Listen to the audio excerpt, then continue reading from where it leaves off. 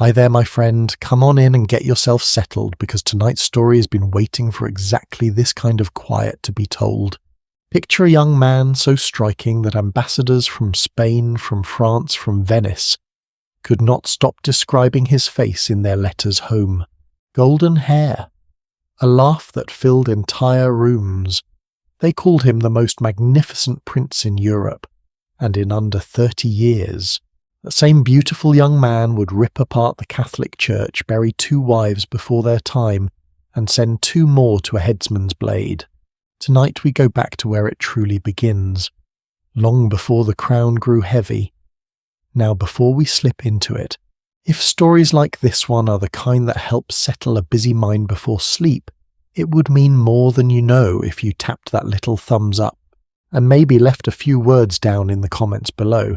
It does not have to be much, just a thought, a feeling, or even just letting me know where you are tonight.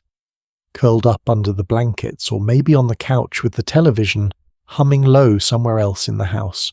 I read every single one, and some nights honestly they are the best company I get, so go on now. Turn the lights down low, let a soft fan hum somewhere nearby if you have one. Get yourself warm and comfortable. And when you are ready, let us begin. Here is something almost nobody tells you about the man history remembers as a monster wrapped in velvet and gold. For the first 10 years of his life he was never supposed to be king, not even close. He was born on the 28th of June, 1491 inside a red brick palace called Greenwich, set along a quiet bend of the River Thames. His father was King Henry VII, a careful, tired, deeply suspicious man who had clawed his way onto the English throne after decades of brutal civil war between 2 rival branches of the royal family. A war so long and so bitter that historians still call it the Wars of the Roses. His mother, Elizabeth of York, was warm where his father was cold, gentle where his father was guarded, and by every account we have, she adored her children without condition. But young Henry was the 2nd son, and in a royal family there may be no lonelier word in the whole language than that one. His older brother Arthur was the golden ticket. Arthur was the one paraded in front of foreign dignitaries. Arthur was the one betrothed, at just 2 years old, to a Spanish princess named Catherine of Aragon, sealing a marriage meant to bind England to one of the most powerful royal houses on the earth. Arthur was the future, and little Henry. Henry was quite literally being raised for the church. I promise you that is not an exaggeration. Historians believe the family's plan for their 2nd son was a life spent in prayer books and quiet chapels, perhaps rising all the way to Archbishop of Canterbury one day. Try to sit with that for a moment. The same boy who would one day tear an entire kingdom away from Rome was originally being groomed to become one of Rome's own priests. Here is where the story turns almost funny in a strange and very human sort of way. Even though nobody expected Henry to rule so much as a garden, his father still could not resist covering him in titles. By the time little Henry had barely learned to walk, he'd already been named Constable of Dover Castle, Warden of the Cinque Ports, Earl Marshal of England and Duke of York. All of that before the age of 3, a baby technically in charge of a castle. Of course he never lifted a finger to do any of those jobs. Grown men handled the real work while a toddler in silk slippers wore the fancy title. But it tells you something true about the world Henry grew up inside. A court absolutely drowning in ceremony and appearance, where grand titles often meant far less than they looked like they meant. Away from all that ceremony, though, Henry's actual childhood looked almost nothing like his brother's. While Arthur was paraded through public ceremonies, Henry was tucked away at a quiet countryside palace named Eltham, surrounded by tutors instead of diplomats. And there something rather unexpected happened. The boy turned out to be sharp, properly sharp. By his early teens he could read and write comfortably in Latin, hold a conversation in French and manage passable Spanish. He devoured books on history and theology. He studied music well enough to compose his own pieces, Nobody had planned for a warrior king, so instead, almost by accident, England had quietly raised one of the best educated princes in its entire history, and simply forgotten to give him anything to rule. Meanwhile, his father sat on the throne like a man permanently bracing for disaster, and honestly, who could blame him? Henry VII had taken the crown by force on a muddy battlefield, ending decades of civil war almost by accident. He spent the rest of his life terrified that someone might try to take it from him, the same way it had been taken from the king before him. He hoarded gold. He taxed his own nobles until they nearly buckled. He trusted almost no one, not even some historians believe, his own family. The court under Henry VII was not a place of music and laughter. It was a place of careful footsteps and watchful silence. And then everything changed all at once. In the spring of 1502, Arthur the Golden Heir, the future king, fell suddenly and severely ill. Within weeks he was gone. He was 15 years old.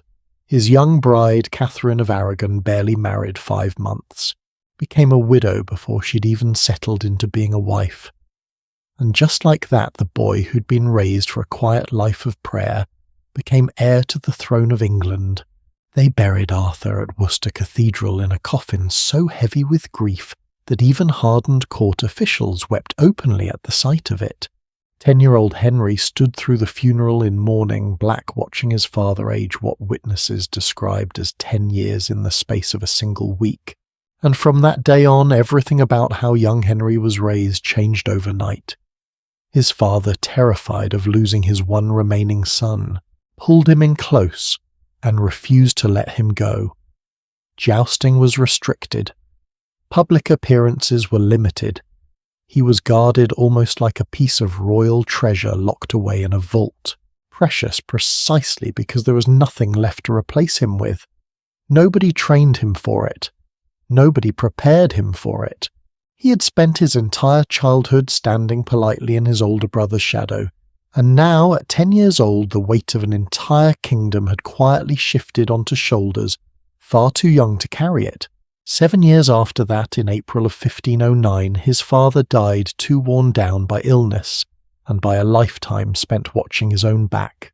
And on a bright June morning that same year, 17-year-old Henry walked into Westminster Abbey to be crowned King of England. Picture the scene for a moment, because it really was something to see. The streets of London were strewn with fresh flowers and draped in cloth of gold. Church bells rang out across the entire city from before dawn. People climbed onto rooftops just to catch a glimpse of him passing by. And London lost its mind with joy.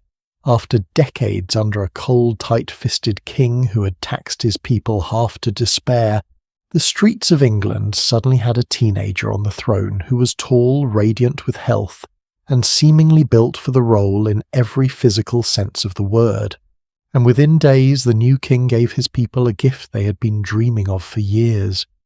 He ordered the arrest of Richard Empson and Edmund Dudley, the two officials most hated across the entire country for enforcing his father's crushing taxes. Both men were executed. The crowds cheered. It was in many ways Henry's very first lesson in exactly how easily popularity could be bought with someone else's blood, a lesson this golden young king would return to again and again for the rest of his life.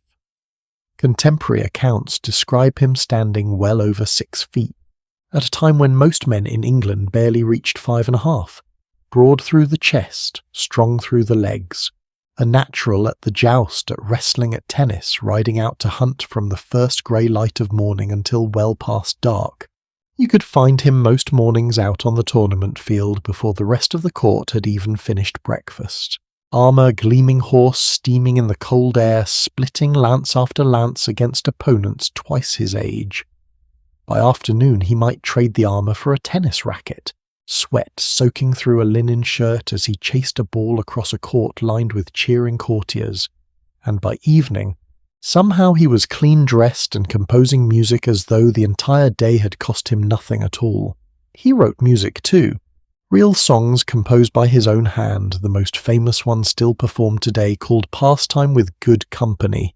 Try to picture it. A king who jousted through the morning, hunted through the afternoon, and then sat down in the evening with a lute to write love songs. Foreign ambassadors nearly fought each other for the honour of describing him in their letters home. One called him the handsomest prince in all of Christendom. Another wrote that nature could not have done more for any man in body or in face. Young noblewomen at court, historians tell us, quietly hoped he might glance their way during a dance. And more than a few practised their steps a little longer, just in case tonight was the night he noticed. He had the kind of presence that could still an entire room and the sort of charm that made seasoned diplomats forget for a moment that they had come to negotiate treaties and not simply to admire a very good-looking young king. If Henry VIII had been born into our century, my friend, he would have been the sort of man whose face was on every screen, whose every move was picked apart and adored by millions who had never once stood in the same room as him. But underneath all that golden light, something quieter was already taking shape, something his people could not see yet. A boy raised in the shadow of a brother he lost far too soon. A second son who spent his whole childhood believing he would never wear a crown, only to have one settled onto his head before he'd even finished growing into his own body. A young man who had learned very early and very hard that the people closest to you can vanish without warning, and that titles, appearances, and grand gestures often matter more to the world watching from outside than they ever do to the person standing underneath them. That lesson, quiet and almost invisible at first, would go on to shape absolutely everything that came after.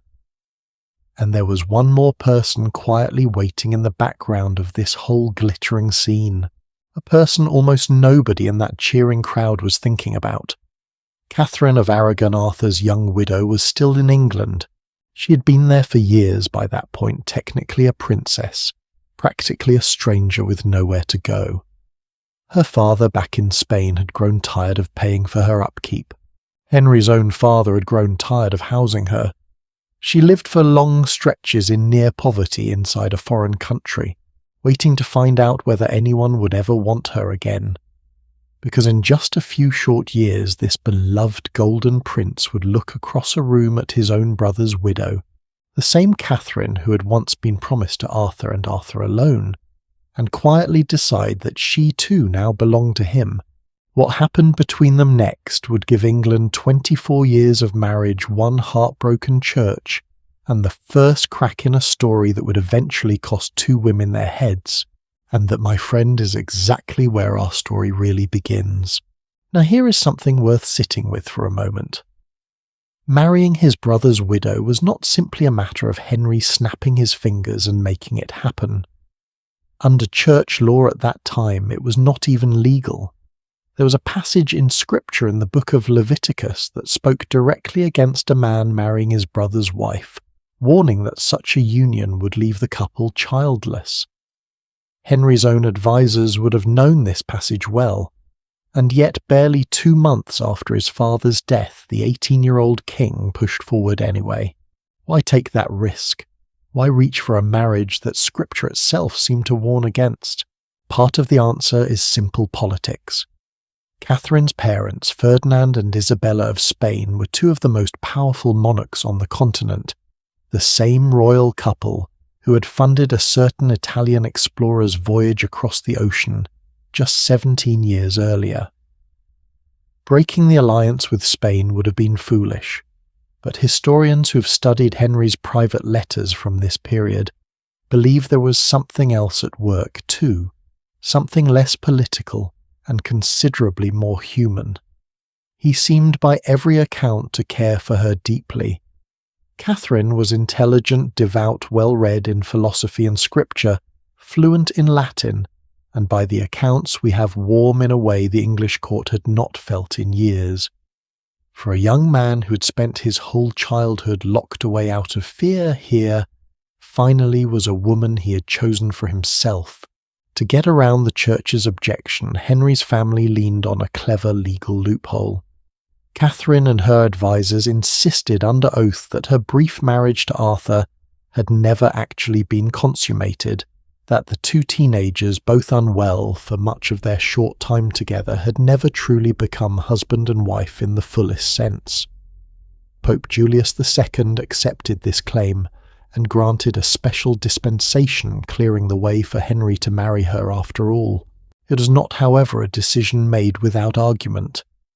The Archbishop of Canterbury at the time, a cautious churchman named William Warham, reportedly voiced quiet reservations about the whole arrangement, worried that building a marriage on such a fragile legal foundation might come back to haunt the crown one day. He was overruled. Ferdinand of Spain was pressing hard for the marriage to move forward before England's attention could wander elsewhere, and the old King's Council, eager to please a teenage monarch suddenly holding all the power in the kingdom, was not about to stand in his way over what seemed at the time like a minor technicality. Sit with that detail for just a second, my friend, because it matters more than it seems to at first. 2 decades later, this exact question, whether Catherine's first marriage had truly been consummated, would explode into one of the most consequential legal battles in English history. But we're getting ahead of ourselves. In the summer of 1509, none of that darkness had arrived yet. There was only a quiet wedding held with almost no fanfare at all, followed just days later by a coronation so grand it practically drowned the wedding out entirely. They were crowned together side by side in Westminster Abbey, on the very same June morning we described a little earlier. Catherine, 23 years old, stepped into that abbey, not as an afterthought, but as a queen in her own right, anointed with the same ceremony, seated on a throne every bit as grand as her new husband's. She wore purple velvet trimmed in ermine, her dark hair loose down her back in the old tradition reserved for queens on their coronation day, a small detail that meant for one single morning all of England could see exactly how young she still was underneath the crown. For the first time in years, England had a royal couple the public could actually look at with something like hope, and for a while that hope seemed entirely justified. Catherine was 6 years older than Henry, and in many ways considerably more prepared for power than he was. She'd grown up inside one of the most sophisticated courts in Europe, trained from childhood in statecraft diplomacy and the particular art of managing powerful, unpredictable men. Where young Henry was dazzling and impulsive, Catherine was steady, sharp, and quietly formidable.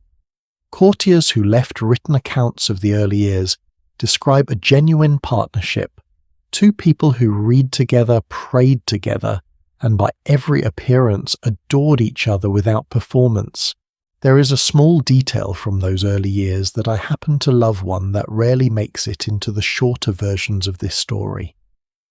At tournaments held in her honour, young Henry would sometimes ride into the lists wearing a disguise, announced not as the King of England but under a chosen name, Sir Loyal Heart, his armour stitched with Catherine's initials hidden somewhere in the design. Everyone in the stands, of course, knew exactly who was underneath that helmet.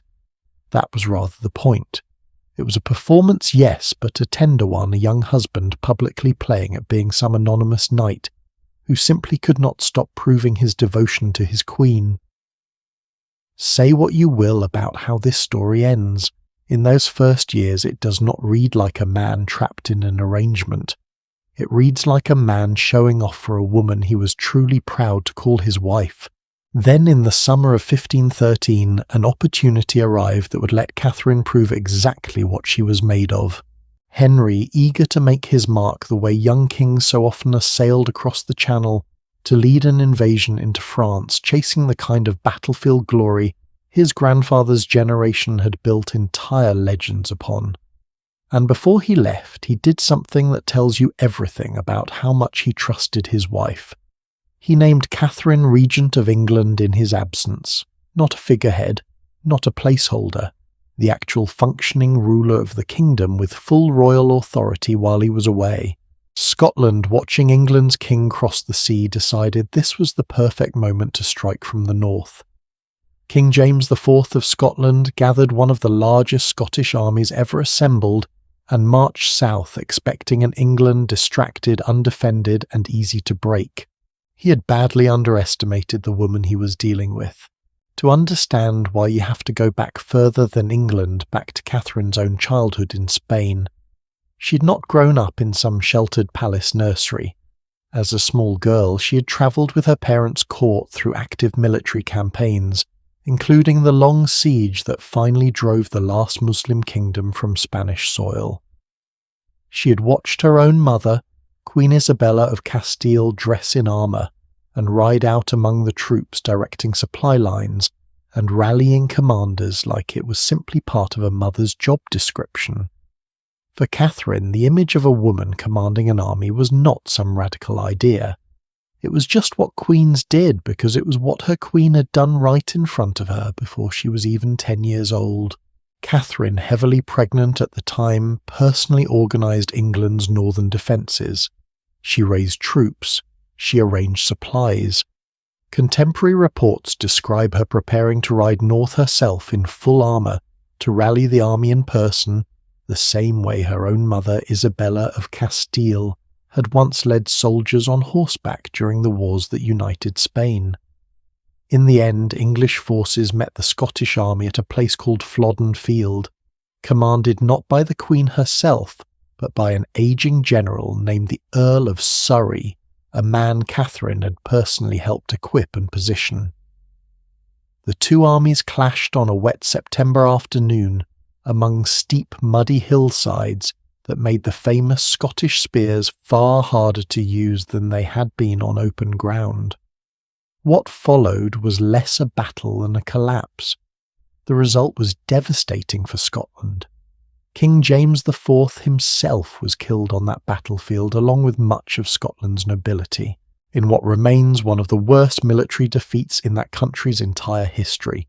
And when the victory was confirmed, Catherine did something that tells you exactly what kind of queen she truly was. She sent Henry still off chasing his glory in France, a piece of the fallen Scottish king's blooded coat, as proof of the victory she had won at home, along with a message suggesting he might send her some of the French banners he had captured in return, since a Scottish trophy, in her words, was rather more impressive.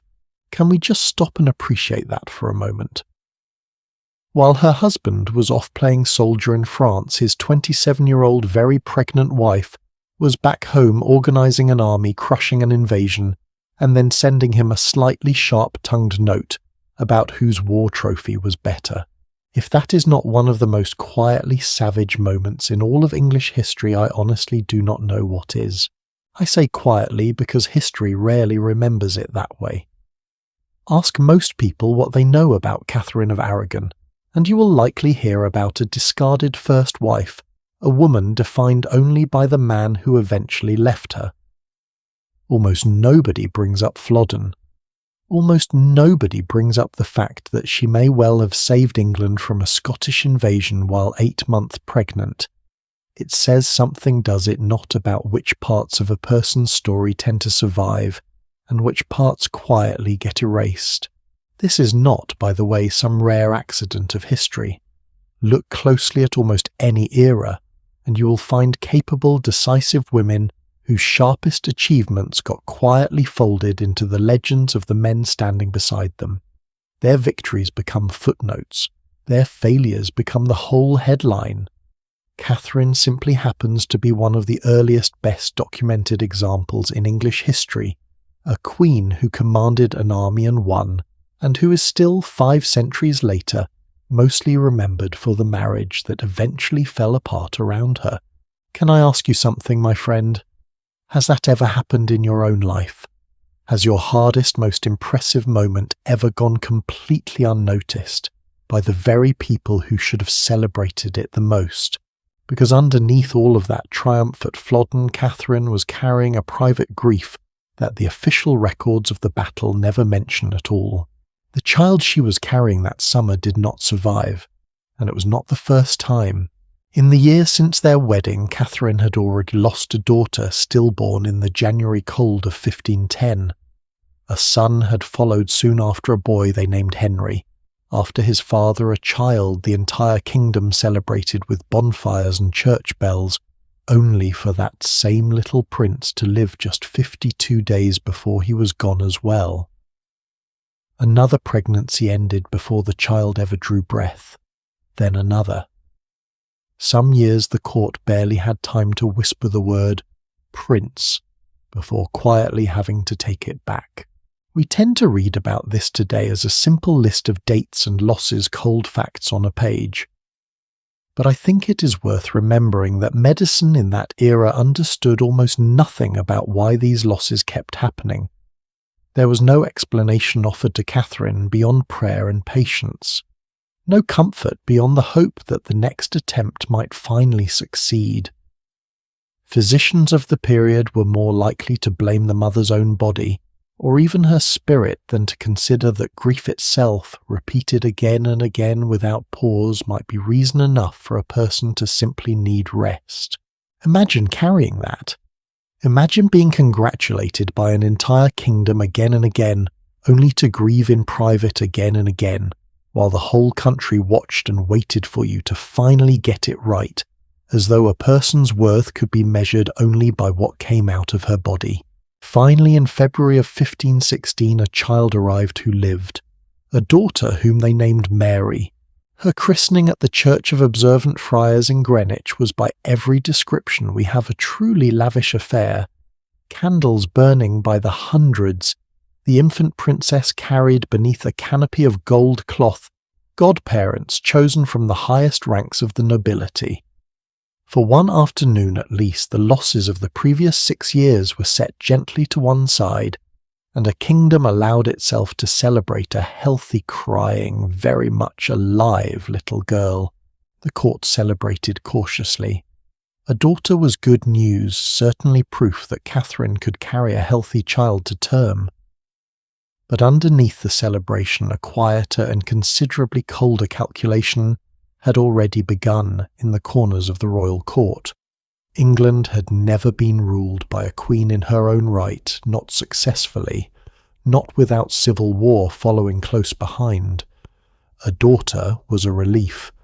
A daughter was not, in the eyes of most of Henry's advisers, a solution, and so even as little Mary was christened with all the pageantry a Tudor court could offer, a question had already begun forming quietly in the back of her father's mind, a question that would take another 16 years to fully surface, but which had in truth already been planted the moment the midwife announced that the child was a girl. What if this marriage, blessed as it seemed, was never meant to give him a son at all? It is worth pausing here to ask yourself something, my friend, before we go any further into this story. How many relationships have you watched in your own life quietly shift the moment one person decided the other was no longer giving them what they wanted? Not through cruelty, not right away. Just a slow, cold recalculation happening somewhere behind a familiar, smiling face.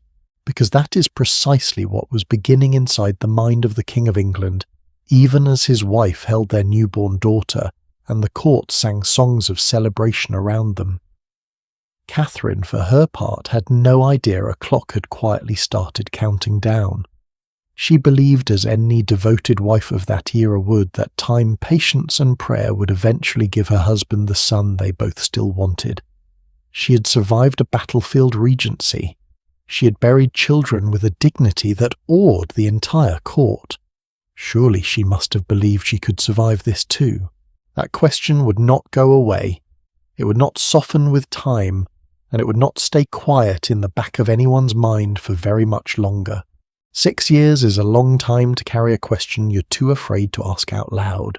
That is roughly how long the doubt sat quietly inside Henry, growing heavier with every year that passed, and every attempt at a son that ended the same disappointing way. By the middle of the 1520s, Catherine was approaching 40, an age considered well past safe childbearing by the standards of the time, and the kingdom still had exactly one living heir, a daughter at a moment in English history when the idea of a woman ruling in her own right made half the nobility break out in a cold sweat. Catherine, for her part, had not changed. She still rose early for prayer, still corresponded with scholars across Europe, still sat beside her husband at state occasions, with the same composed dignity she'd carried since the day of Flodden. If anything, the years had only deepened her sense that she was exactly where God intended her, to be a queen tested by grief and still standing.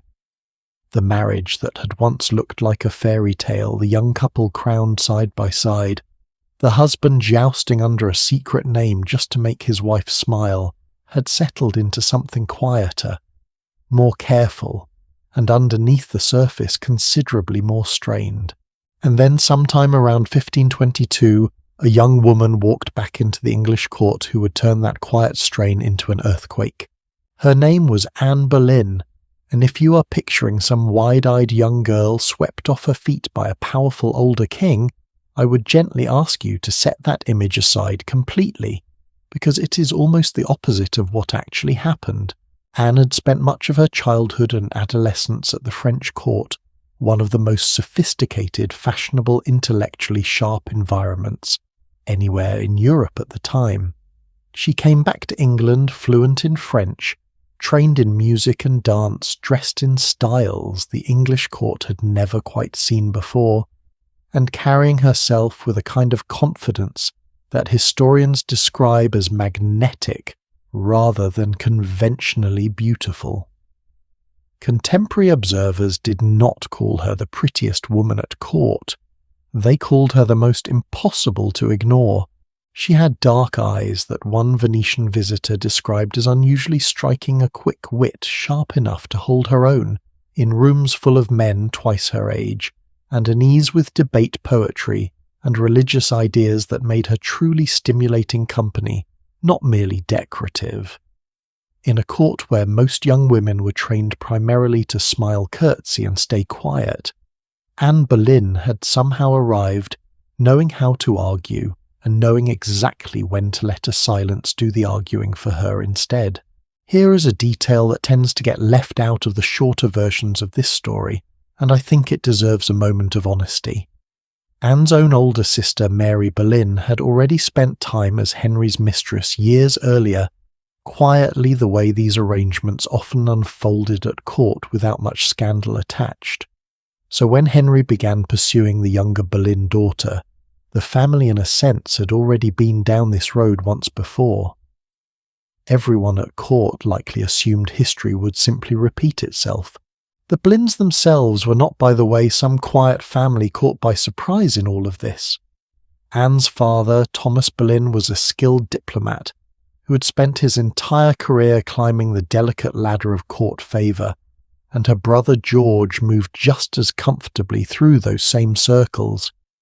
This was a family that understood exactly how power worked at the Tudor court, and once it became clear the king's attention toward Anne was not fading, they leaned into the opportunity with open eyes, fully aware of both the enormous reward and the considerable danger such closeness to the throne could bring. Anne, it turned out, had other plans entirely. She refused him. Not coyly, not as some calculated game to raise her price, but with what appears from the letters that survive to be genuine conviction. She would not become his mistress. Whatever Henry wanted from her, he would have to marry her to get it. Think about how extraordinary that refusal actually was. This was the King of England, a man who had never in his adult life been told no by anyone, let alone by a woman he desired. And here was Anne Boleyn from a respected but hardly royal family, calmly informing him that the answer was not yes, and would not become yes unless he was prepared to make her his wife. Henry's response tells you everything about how deeply this rejection rearranged something inside him. Rather than simply moving on to someone more willing as he easily could have, he began writing to her. 17 of those letters still survive today, preserved in archives most visitors never think to seek out, and reading even summaries of them is a strange experience because they do not read like the correspondence of a distant calculating monarch. They read like a man completely out of his depth, describing sleepless nights, jealousy over rumours of other suitors, and a longing he clearly did not know what to do with. There is one small, almost embarrassingly human detail among those letters that I think about often. On at least one surviving page, Henry sketched a small heart with his own hand, tucking her initials inside it beside his own, the exact sort of doodle you might expect from a teenager passing notes in the back of a classroom, not a reigning monarch with an entire country to run. For roughly 7 years this went on. 7 years of pursuit, refusal, longing, and increasingly desperate promises. Can I ask you something here, because I think it matters? Have you ever watched someone hold a firm boundary calmly without apology, and noticed how it seemed to make the other person want them even more? There is a particular kind of power in refusing to be easy, and whatever else history ends up saying about Anne Boleyn, she understood that power with a clarity that unsettled an entire royal court. But wanting to marry Anne was one thing. Actually doing it required Henry to solve a problem that had been quietly waiting in the back of his mind since the day his only surviving child turned out to be a daughter. He was already married, and in the eyes of the church that marriage was not something a king could simply walk away from because he had fallen for someone new. So Henry reached back into that old scriptural passage we talked about earlier, the one from Leviticus warning against marrying a brother's widow, and built an entire legal and theological argument around it. His marriage to Catherine, he now insisted, had never been valid in the eyes of God at all. Every miscarriage, every stillbirth, every son who lived only weeks was not simply tragedy. It was in Henry's newly convinced mind evidence. Proof that heaven itself had been quietly punishing him for marrying his brother's wife exactly as Scripture had warned all along. This entire crisis eventually earned its own nickname among the people living through it. They called it simply the King's Great Matter, a phrase almost comically understated for what was in truth about to tear apart England's relationship with the Catholic Church entirely. Determined to prove his theological reasoning was sound, Henry did something rather clever in a cold, calculating sort of way. He sent scholars out across Europe to Oxford and Cambridge to Paris, to universities scattered throughout Italy, requesting formal opinions on whether his marriage truly violated Scripture. Some of those opinions came back favourable, often after generous payments, quietly changed hands along the way. Others came back unconvinced. It did not particularly matter. Henry had already decided what the truth was. He simply needed enough paper certificates agreeing with him to make the decision look less like personal desire and more like settled theological fact. The man tasked with fixing this mess was Cardinal Thomas Wolsey, Henry's chief adviser, and at that point arguably the second most powerful man in England. His own story honestly deserved its own telling.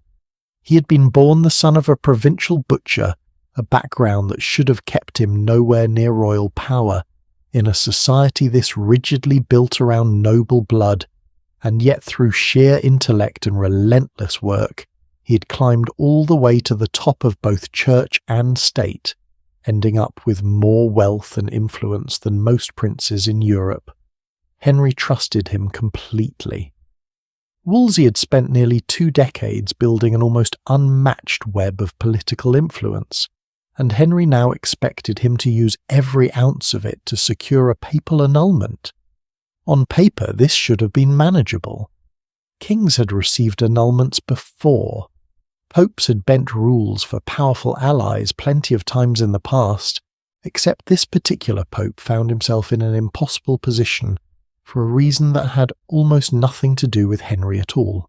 In the spring of 1527, soldiers under the command of the Holy Roman Emperor, a man named Charles V, sacked the city of Rome itself, an event so brutal that historians still consider it one of the defining catastrophes of the entire Italian Renaissance.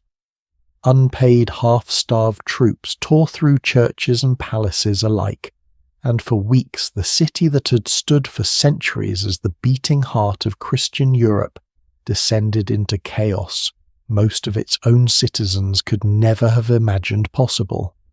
Pope Clement VII spent weeks essentially a prisoner inside a fortress, while the emperor's troops ran loose through the city. And here is the detail that changes this entire story. Charles V was Catherine of Aragon's own nephew. Sit with that for a moment, because it is almost absurd when you say it out loud. The one man on earth with the authority to grant Henry his annulment was quite literally being controlled by the family of the wife Henry was trying to leave. Approving the annulment would mean publicly humiliating the emperor's own aunt. The Pope, terrified and cornered, simply refused to decide anything at all, stalling for years, hoping the entire problem might somehow resolve itself. Have you ever needed someone to make a difficult decision on your behalf, only to discover the decision was never really theirs to make, because somebody far more powerful was quietly pulling the strings behind them the whole time? That is more or less the position poor Wolsey found himself trapped inside, caught between an increasingly impatient king and a pope who could not move an inch. In the summer of 1529, Wolsey finally managed to arrange something resembling a trial, a legatine court held at Blackfriars in London, meant to formally examine the validity of the royal marriage. The hall was packed nobles and bishops seated in careful rows, Henry himself watching from beneath a canopy of state, likely expecting the entire matter to resolve quietly in his favour within days. Catherine herself appeared before that court, and in a moment that court observers described as unforgettable, she rose from her seat, walked directly across the room to kneel before her husband in front of the entire assembly, and spoke to him not as a defendant, but as his wife of 20 years, asking with what witnesses called quiet, devastating dignity, what fault of hers had ever earned her this? Then she stood, and without waiting for the court's permission, walked straight out of the room, refusing to recognize its authority over her marriage at all. She never returned to that courtroom again. The trial collapsed without resolution, and Wolsey, who had promised Henry a solution and delivered nothing but stalling and embarrassment, fell from favour almost overnight. Stripped of his offices, his properties seized by the very king he had served for decades, the once untouchable cardinal was arrested on charges of treason and began the long, humiliating journey south to face trial in London. He never arrived. He died along the way at Leicester Abbey in the autumn of 1530, reportedly remarking with what sounds like genuine regret that if he had served his God with even half the diligence he had given his king, none of this would have happened to him. There is something worth holding on to in that final line, whether or not he actually spoke those exact words. A man who spent his entire life climbing toward power, who rose further than almost anyone born into his circumstances had any right to expect, ended up undone the moment his usefulness to one single restless man ran out. It is not a bad thing to remember the next time someone convinces you that proximity to power is the same thing as safety. Henry was no closer to his annulment, Anne was no closer to her crown, and Catherine, dignified and unmoving, was still, as far as she was concerned, and as far as the Church officially recognised the rightful Queen of England. Outside the palace walls, ordinary Londoners had already made up their minds about who deserved their sympathy. Crowds gathered outside Catherine's residences simply to cheer for her as she passed. Preachers spoke of her from the pulpit as a wronged and faithful wife. Anne, meanwhile, found herself walking through a city that had in large part already cast her as the villain of a story she had not entirely chosen for herself, jeered at in the street by women who saw in her nothing but a home wrecker, unaware or perhaps uninterested in the fact that she had refused this king for years before ever accepting him. 3 people, each one convinced they were standing on solid ground, each one waiting for the other 2 to simply give way. It rarely works out that neatly, does it? Real conflicts, the kind that reshape entire countries, almost never end with one side quietly admitting defeat. They end when someone becomes desperate enough or powerful enough to stop waiting for permission altogether. Something had to give, and within a few short years it would not be Henry who bent. It would be an entire church, an entire country, and the very structure of English religious life itself cracked open by one king's refusal to accept the word no from either a pope or a wife. There is an old idea, one you've probably heard in some form or another, that every impossible problem eventually meets the one person willing to solve it in a way nobody else was ruthless enough to consider. For Henry, that person arrived not long after Wolsey's fall, and his name was Thomas Cromwell. Cromwell had clawed his way up from nothing, a blacksmith's son who had worked as a mercenary soldier and a wool trader across Europe before finding his way into English politics, and he possessed a particular gift that Wolsey, for all his brilliance, had never quite allowed himself to use. He was by most accounts precise, unsentimental, and almost frighteningly efficient. The sort of man who could read a room full of bishops and know exactly which argument would move each one, not because he shared their faith, but because he understood with cold clarity what each of them actually feared losing. Where Wolsey had spent his career trying to please everyone at once, Cromwell seemed entirely comfortable being disliked, so long as the results kept arriving on schedule. He had in fact once served briefly under Wolsey himself, watching up close exactly how a brilliant man could still lose everything the moment he ran out of solutions. It is not hard to imagine he took careful notes. Wolsey had spent years trying to convince a pope. Cromwell looked at the entire problem from a completely different angle and asked a question so simple it is almost startling nobody with real power had said it out loud before. Why does England need the Pope's permission at all? If the King of England was in fact the supreme authority over matters within his own kingdom, then perhaps questions about his own marriage did not belong in Rome to begin with. Perhaps they belonged right here, decided by English clergy under English law, answerable to nobody across the sea. It sounds almost obvious once someone says it plainly. At the time it was closer to heresy. Between 1532 and 1534, Cromwell guided a series of laws through Parliament that piece by piece severed centuries of connection between England and the Roman Catholic Church. One of the earliest and most important passed in the spring of 1533 declared in its opening lines that England had always been in effect its own self-governing empire answerable to no foreign ruler and no foreign priest in matters concerning its own king. It was a bold rewriting of history, dressed up as a simple legal statement, the sort of sentence that manages to sound both perfectly reasonable and completely revolutionary, depending entirely on which side of it you happen to stand. Appeals to Rome were formally cut off. Payments that had flowed from English churches to the papacy for generations were redirected into the king's own treasury. And finally, in an act that still shapes British religious life 5 centuries later, Parliament declared Henry himself the supreme head of the Church of England, answerable to no earthly authority above him. Think about the sheer audacity required to pull that off. This was not some distant reformer nailing complaints to a church door. This was a king simply deciding with the help of one extraordinarily clever advisor that the entire structure of religious authority in his country would now bend around his personal marital situation. Historians still debate how much of this was genuine religious conviction, and how much was pure convenience dressed up in theology.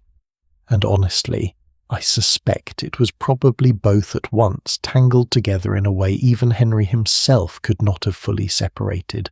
The man chosen to formally grant the annulment on English soil was a quiet, thoughtful priest named Thomas Cranmer, recently, and rather conveniently elevated to Archbishop of Canterbury. Cranmer had actually crossed paths with the king's cause years earlier, almost by accident offering an offhand suggestion during a chance dinner conversation that university theologians across Europe might be consulted on the marriage question, an idea that eventually grew into the very scholarly campaign we described a little earlier. Henry Impressed never forgot the quiet clergyman who had planted that seed. Cranmer had spent years developing genuine reformist sympathies quietly drawn to the newer, more radical religious ideas spreading across Europe, at the time ideas that questioned the very authority of the Pope and emphasized scripture over centuries of church tradition.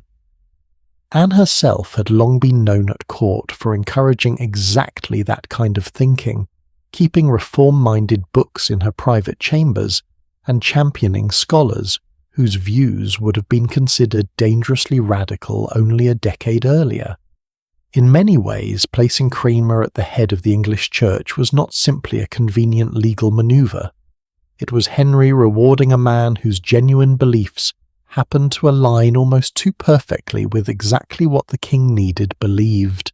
In May of 1533, Cranmer formally declared the marriage between Henry and Catherine invalid.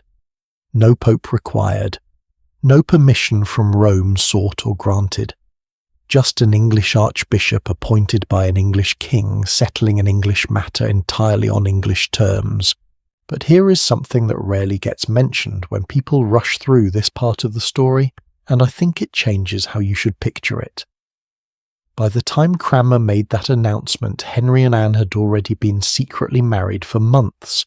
The wedding itself happened sometime in January of 1533 in near total secrecy, likely inside a private chapel, with only a handful of trusted witnesses present. The exact date and location still debated by historians, precisely because everyone involved worked so hard to keep it hidden at the time.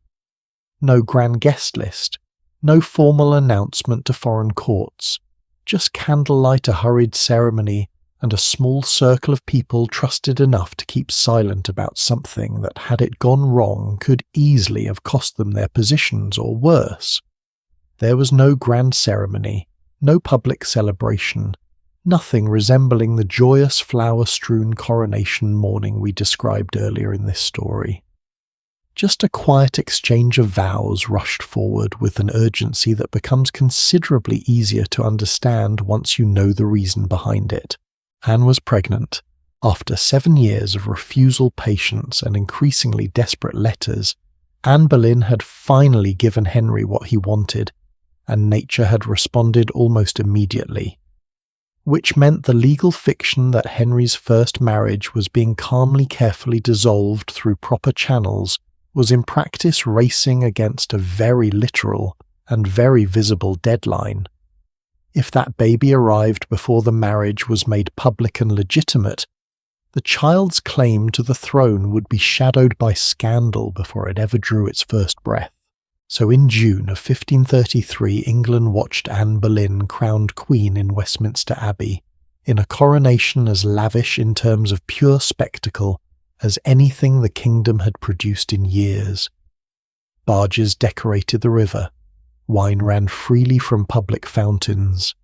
Pageants and triumphal arches lined the procession route through London streets, and Anne herself travelled through the city in a litter draped in white cloth of gold, her dark hair loose in that same old tradition Catherine had once carried through these very same streets, a visual echo that surely was not lost on anyone paying close attention.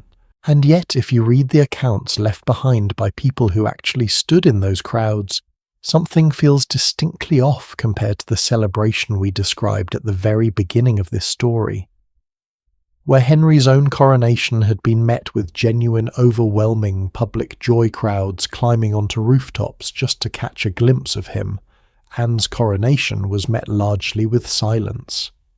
Contemporary reports describe streets lined with spectators who refused to remove their caps as she passed, a small but deliberate gesture of disrespect that would have been immediately understood by everyone watching.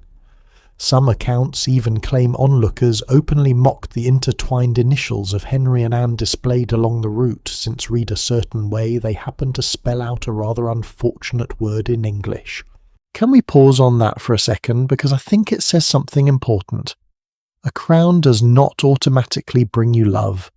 Sometimes it just brings you a very expensive, very public stage on which an entire country can quietly let you know exactly how they feel about how you got there. 3 months later, in September of 1533, Anne gave birth. Astrologers at court had confidently predicted a son. Physicians had apparently agreed. Henry had gone so far as preparing announcements already written with the word "Prince" included ready to be sent out across the kingdom the moment the birth was confirmed. A grand tournament had even been planned to celebrate the arrival of England's long-awaited male heir. The child was a girl. They named her Elizabeth after Henry's own mother and quietly folded away every announcement that had already been printed with the wrong word inside it. The tournament was quietly cancelled. There was a quieter, colder consequence to Elizabeth's arrival too, one that rippled through the palace far beyond the disappointment over her gender. Within months, Catherine's own daughter Mary once celebrated at her own christening with the same pageantry Elizabeth had just received was formally stripped of the title. Princess reclassified as merely the king's daughter, rather than heir to anything at all. Her household reduced her allowance, cut her mother forbidden from even visiting her. One infant's arrival had almost instantly unmade another child's entire identity, a detail we will need to sit with more carefully before this story is finished. Catherine herself, by this point, banished from court entirely, and living under increasingly restricted conditions in a series of remote damp houses in the English countryside, was informed of Elizabeth's birth through official channels rather than any personal courtesy. She was by then required by law to be addressed no longer as Queen, but as Princess Dowager of Wales, a title that quietly erased 24 years of marriage by legally insisting she'd only ever been Arthur's widow after all, never truly Henry's wife at all. She refused to answer to it for the rest of her life. Every letter she signed until her final breath still carried the words, "Catherine the Queen," a small stubborn act of resistance from a woman who had lost nearly everything except her own certainty about who she was. There is a particular kind of silence that follows an enormous public expectation, crashing into an ordinary human outcome, and by every account we have, that silence hung heavily over the court in the days following Elizabeth's birth. Here is something worth sitting with my friend, and I promise I'm not simply teasing you toward a future episode. The disappointment in that room, the quiet, unspoken sense that something had gone wrong, that a girl was somehow a lesser outcome than a boy, would turn out to be one of the more spectacularly mistaken judgments in the entire history of the English monarchy. But that reckoning was still decades away, and nobody standing in that birthing chamber in September of 1533 had any way of knowing it. What they did know immediately and with total clarity was that the entire justification for everything that had just happened, the broken marriage, the shattered relationship with Rome, the years of scandal and public mockery, still had not produced the one thing it was supposed to guarantee. Have you ever worked towards something for years, certain that reaching it would finally settle every doubt, only to arrive and discover the goalposts had simply moved further away the moment you got there? That is more or less where Anne Boleyn found herself, barely 3 months into wearing a crown she had waited the better part of a decade to earn. Because almost immediately the same pressure that had haunted Catherine of Aragon for over 2 decades began settling onto Anne's shoulders instead.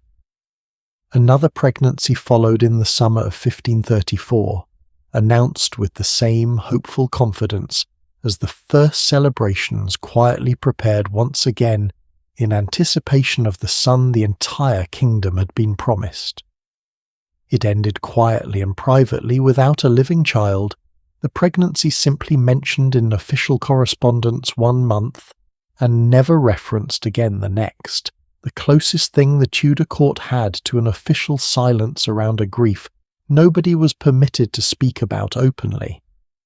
caught gossip about the king's wandering eye, which had gone conveniently quiet during the excitement of the courtship, began circulating again, this time aimed at a new queen instead of an old one.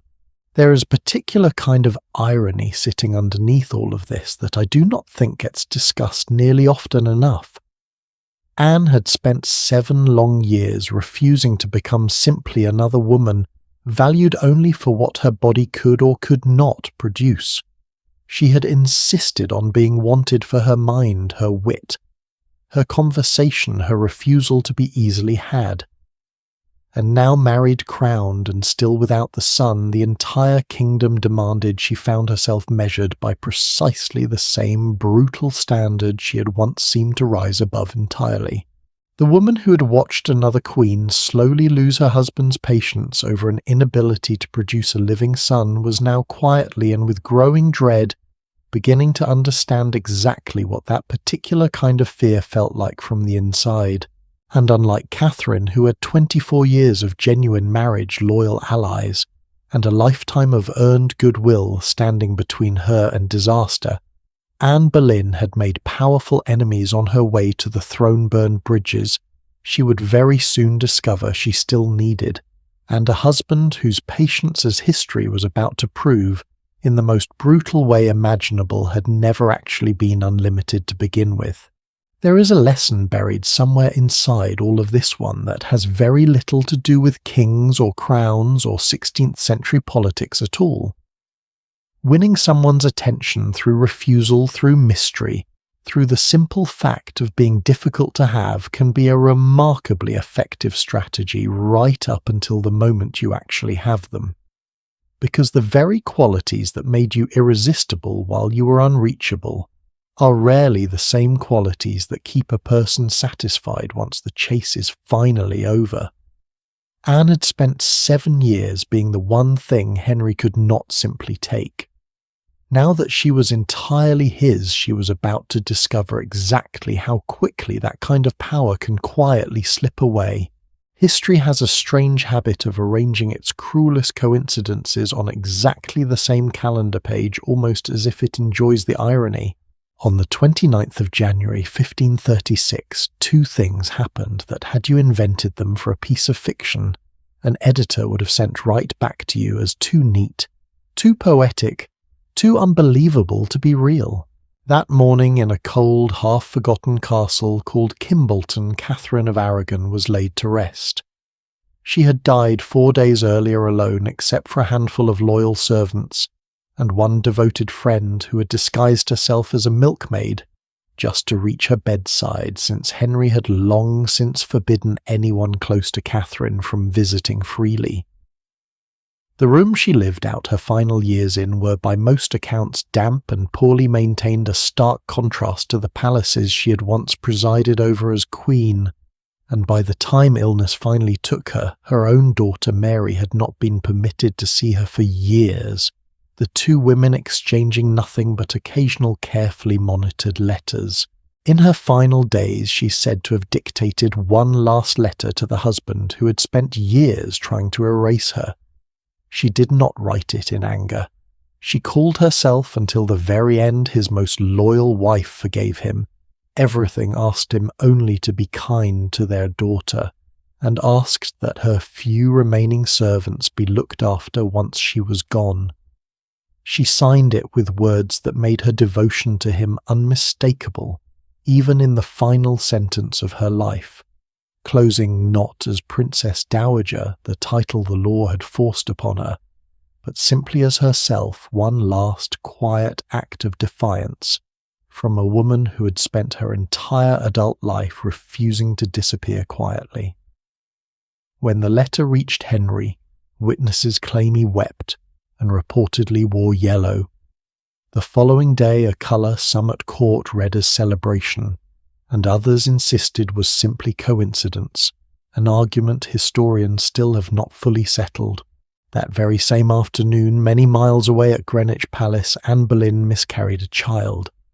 A boy, according to most accounts that survive.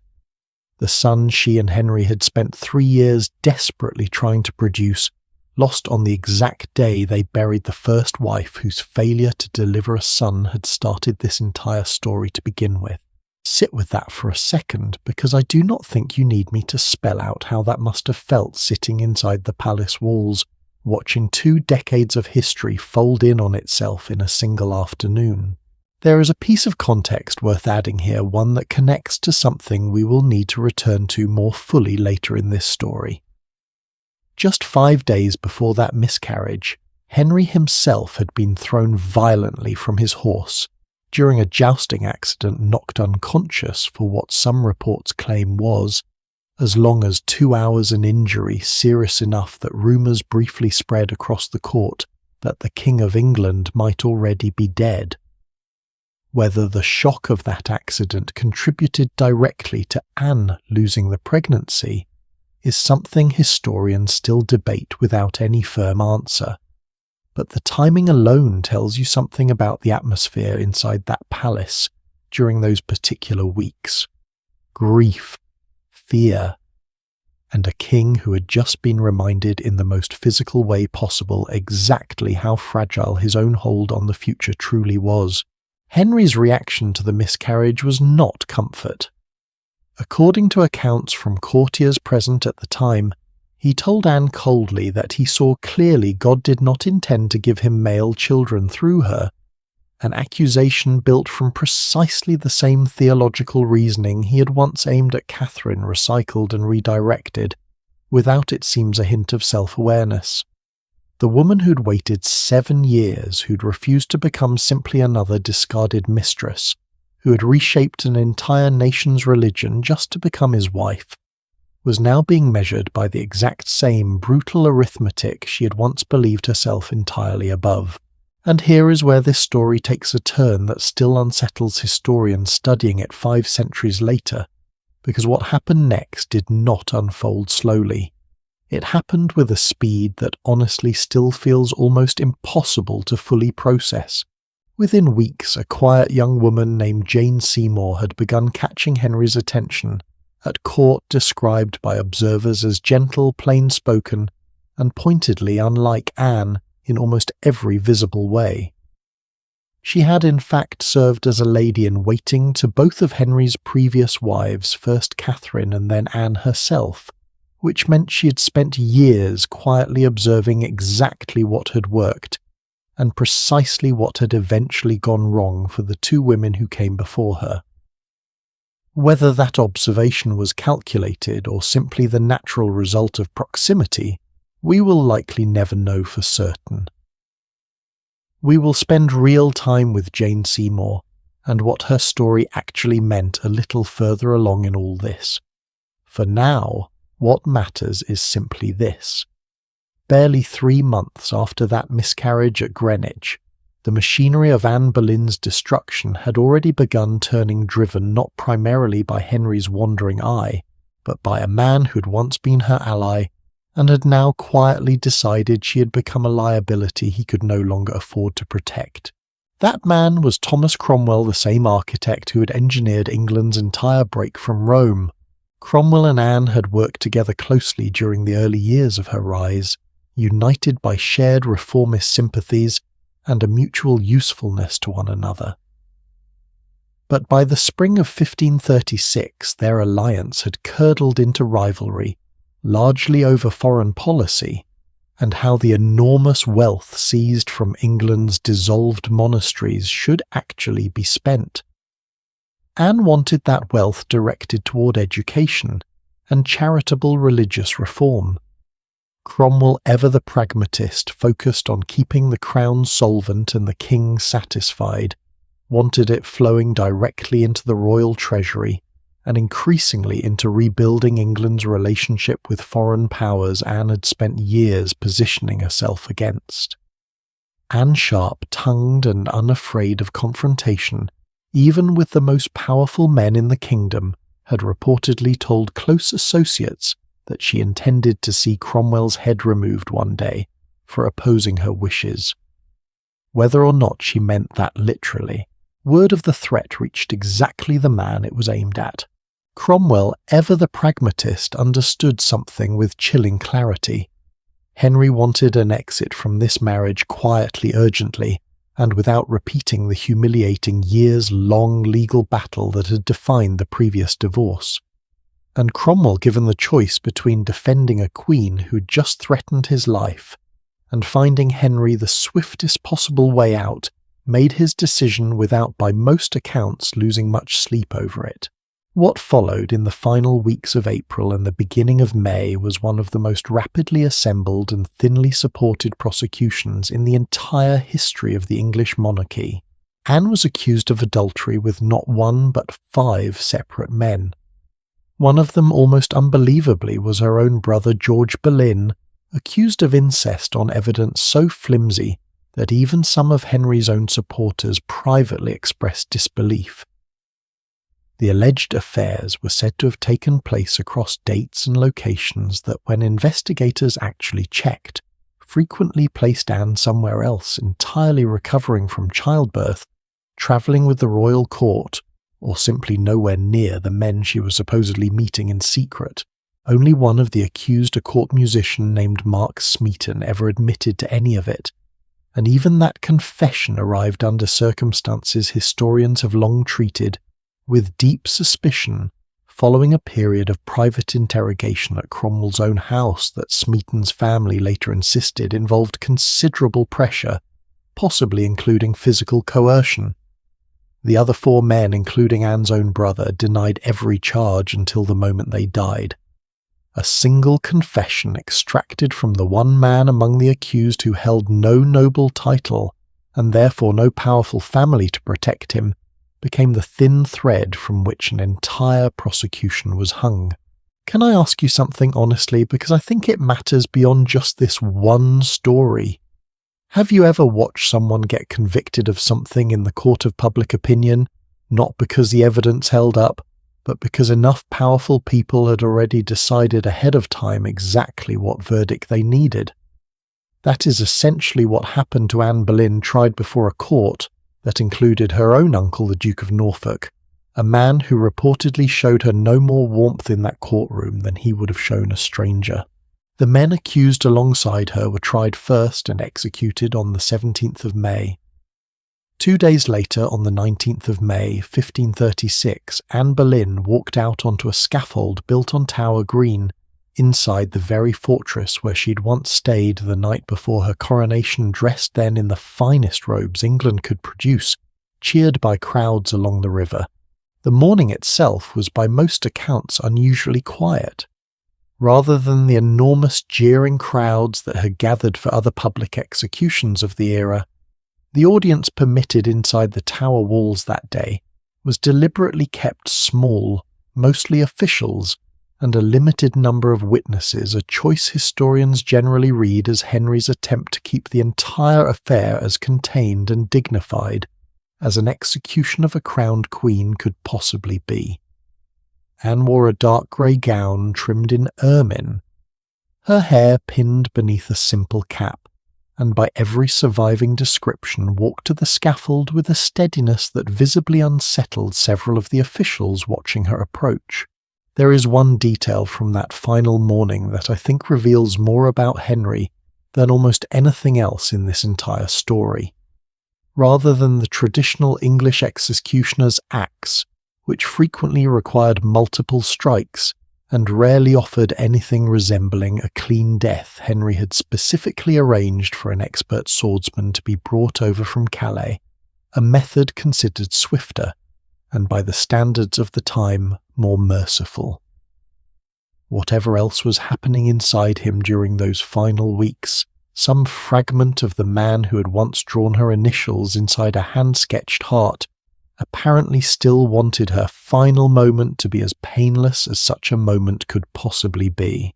Witnesses who left accounts of that morning describe Anne as remarkably composed, delivering a brief, careful speech praising the king as a gentle and merciful prince, the sort of diplomatically necessary final words expected of anyone in her position, since any accusation against the crown, even from someone already condemned, could easily be turned against surviving family members left behind. She did not, by any surviving account, break down. She did not curse the husband who had once written her 17 increasingly desperate letters. She knelt, composed herself, and met the end with a steadiness that even some of her harshest critics at court grudgingly admitted afterward was more dignified than they had expected. She was 35 years old, according to most historians' best estimate, though her exact birth year remains debated to this day. Now here is the detail that I think earns Henry the least sympathy of anything covered so far in this entire story, and I say that having already walked you through 2 decades of fairly ruthless behaviour, 11 days. That is how long Henry waited after Anne's execution before formally becoming betrothed to Jane Seymour. 11 days between a swordsman's blade and a fresh proposal, a gap so narrow it leaves almost no room for any interpretation beyond exactly what it looks like. To put that timeline in perspective, court mourning periods of the era typically lasted months, sometimes longer for a former queen. Henry did not simply skip ahead of custom. He skipped ahead of what most of his own contemporaries would have considered basic human decency, and the fact that almost nobody at court dared say so out loud tells you everything you need to know about exactly how much power this particular king now held over the people surrounding him. Have you ever known someone who could end one chapter of their life and begin an entirely new one without what seems like any meaningful pause in between, as though the person standing in front of them one week held no more permanent weight than the person standing there the week before? That unsettling quality, more than any single act of cruelty, might be the most honest window we have into who Henry had actually become by the time he turned 35. History has been kinder to Anne Boleyn than her own century ever was. The daughter she left behind would grow up to reign over England for nearly 45 years, remembered as one of the greatest monarchs the country ever produced, and we'll need to spend real time on exactly how that happened later in this story. But on that particular May morning, none of that vindication had arrived yet. There was only a scaffold, a French sword, and a queen who had spent 7 years refusing to be easily had meeting, an ending that made abundantly clear just how easily a crown once granted could be taken away again by the very same hand that had offered it. I find myself honestly returning to one particular thought whenever I sit with this part of the story. Anne Boleyn is remembered by most people today primarily as a victim, and in the truest sense of that final morning she absolutely was one. But it is worth remembering too that she spent her entire adult life refusing to accept the role history kept trying to hand her, first as a mistress, later as a woman valued only for her fertility, and finally as a convenient scapegoat for a marriage that had simply stopped serving the man who arranged it. Even in defeat, she never fully let anyone else write her story for her, right up until the very last sentence of it, and barely a week and a half later, England already had a new queen standing quietly in the wings, a woman whose entire appeal as it happened rested on being absolutely nothing like the one who had just been buried without ceremony inside the Tower walls.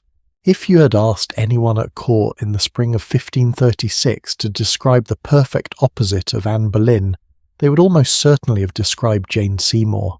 Where Anne had been sharp, witty, fluent in French fashion and French debate, Jane was quiet, plainly dressed, and by most surviving accounts not particularly interested in drawing attention to herself at all.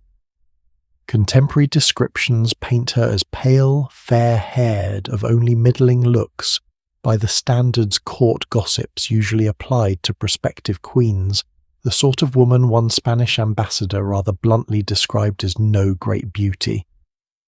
Though he was quick to add that her manner carried a stillness that seemed in its own quiet way rather appealing after everything the court had just endured. Where Anne had built her entire courtship around the radical idea of refusing a king, Jane built hers around something far simpler and frankly far shrewder in its own understated way. She let Henry believe that being near her felt like relief, Think about what Henry had just lived through by that point in the story. 27 years on the throne, 2 wives torn apart through legal battles that had reshaped an entire nation's religion, one buried in quiet exile, one buried without ceremony inside the Tower walls barely weeks earlier. A king in his mid-40s, his once athletic frame beginning to soften his patience for drama and confrontation, apparently exhausted. Into that particular emotional wreckage stepped a woman whose entire public identity seemed to promise exactly one thing: calm. Jane chose, or perhaps was advised to choose, a personal motto that told you everything about the image she and her family were carefully building. Where Anne had gone with something bold and self-assured, Jane's chosen words were considerably more modest, translating roughly to a promise that she existed simply to obey and to serve. Read that against everything we've just walked through together, and you start to understand exactly what kind of queen the English court, exhausted by years of upheaval, was quietly hoping for. Can I ask you something here, because I think it says more about human nature than it does about the 16th century specifically?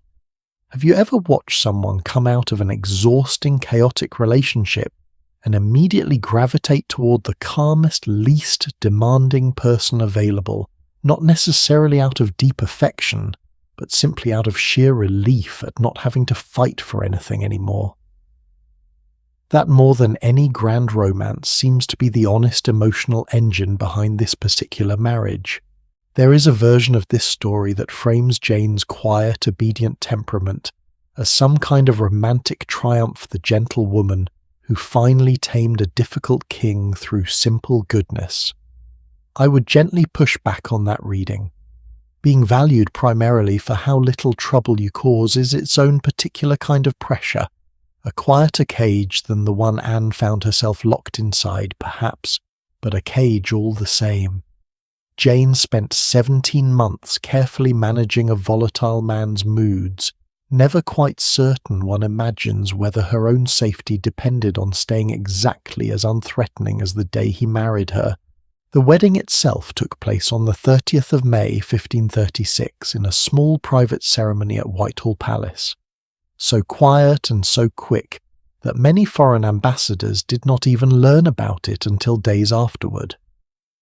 There was no procession through decorated streets, no crowds gathered to catch a glimpse of a new queen, nothing resembling the grand public spectacles that had marked either of Henry's previous 2 marriages. Just a handful of witnesses inside a private chapel, the king dressed soberly rather than ceremonially, as though even he understood that the country needed this particular transition, handled with restraint rather than celebration. There was no elaborate coronation to match it, at least not immediately. Jane would not actually be crowned queen for months, and in the end she never was formally crowned at all, an unusual omission historians generally attribute to a lingering outbreak of plague in London that repeatedly delayed the planned ceremony, though one has to wonder whether Henry, having just watched 2 coronations end in disaster, was also on some level simply in no rush to repeat the pageantry a 3rd time. Jane came from the Seymour family, respectable English gentry, rather than European nobility, a background that made her marriage to Henry feel to many at court considerably less politically loaded than his previous 2. There was no foreign emperor to appease, no ambitious continental family angling for advantage through her. Just an English family from Wiltshire who suddenly found themselves standing extraordinarily close to the throne. That family, by the way, deserves a moment of attention here because 2 of Jane's brothers would go on to shape English history in ways that stretched decades beyond her own brief time as queen. Her older brother Edward Seymour was ambitious, capable, and deeply interested in the reformist religious ideas quietly spreading through the English court, the sort of methodical, patient operator who understood that real power in Tudor England rarely came from charm alone, but from carefully accumulated offices, land, and royal favour. Her younger brother Thomas was by most descriptions charming, reckless, considerably more interested in quick advancement than careful planning, and as more than one contemporary noted with a certain wariness, entirely too aware of his own good looks for anyone's comfort. Keep both of those names somewhere in the back of your mind, because this family's story is nowhere close to finished by the time Jane's own chapter ends, and we'll return to exactly what became of them later, in ways that involve at least one more of Henry's wives entirely.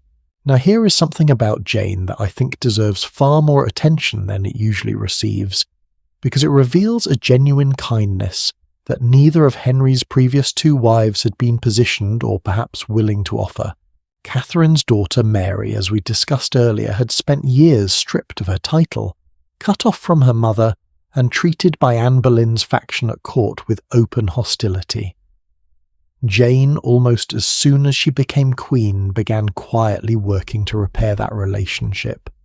She encouraged Henry toward reconciliation, and within months Mary was permitted back at court, restored to a place of relative honour, even if her formal title as princess was never fully returned to her. It was a small act in the grand sweep of Tudor politics, but it was also by any honest measure a truly decent one offered by a woman who had absolutely nothing to gain politically from extending it. I find that detail worth sitting with for a moment. Jane Seymour is so often remembered today purely as the wife who finally succeeded, where two capable, sophisticated women before her had struggled as though her entire value lay exclusively in her body's ability to produce a son. But there was apparently also a person in there who looked at a discarded, grieving young woman and decided to quietly try making her life a little less painful, simply because she could. By early 1537, the news the entire kingdom had been holding its breath for over a quarter century finally arrived. Jane was pregnant. The court's response bordered on genuine relief mixed with barely contained anxiety. Unlike the confident predictions that had surrounded Anne's pregnancy this time, the preparations felt noticeably more cautious, more careful, as though everyone involved understood exactly how much heartbreak had followed similar optimism in the past. Special prayers were ordered across churches throughout the kingdom. Jane herself was reportedly kept to an unusually restricted, controlled routine for the final months, her every craving and comfort attended to, with a level of care that bordered on obsessive physicians and midwives summoned from across the country. Her rooms at Hampton Court prepared months in advance, according to strict, almost ritualistic guidelines for a royal birth guidelines that had in fact been drawn up years earlier for Catherine's own confinements and simply dusted off and reused. On the 12th of October 1537, after a labour historians describe as long and difficult lasting the better part of 2 days, Jane gave birth at Hampton Court Palace to a healthy baby boy. There is a small, rather charming detail from those months of waiting that I think humanises this whole story in a way the grander political manoeuvring usually does not. At one point during her pregnancy, Jane developed an intense craving for quail, and Henry, ever eager to please the wife carrying his long-awaited heir, arranged for the birds to be shipped in specially from as far away as Calais just to satisfy her appetite. It is a small thing, admittedly, in the shadow of everything else happening around them, but there is something rather touching about picturing this powerful, increasingly weary king personally fussing over what his wife wanted to eat for dinner. They named him Edward. I want you to try picturing the scene that followed, because it stands in such stark contrast to what we described happening after Elizabeth's birth just 4 years earlier. Church bells rang out across London for hours.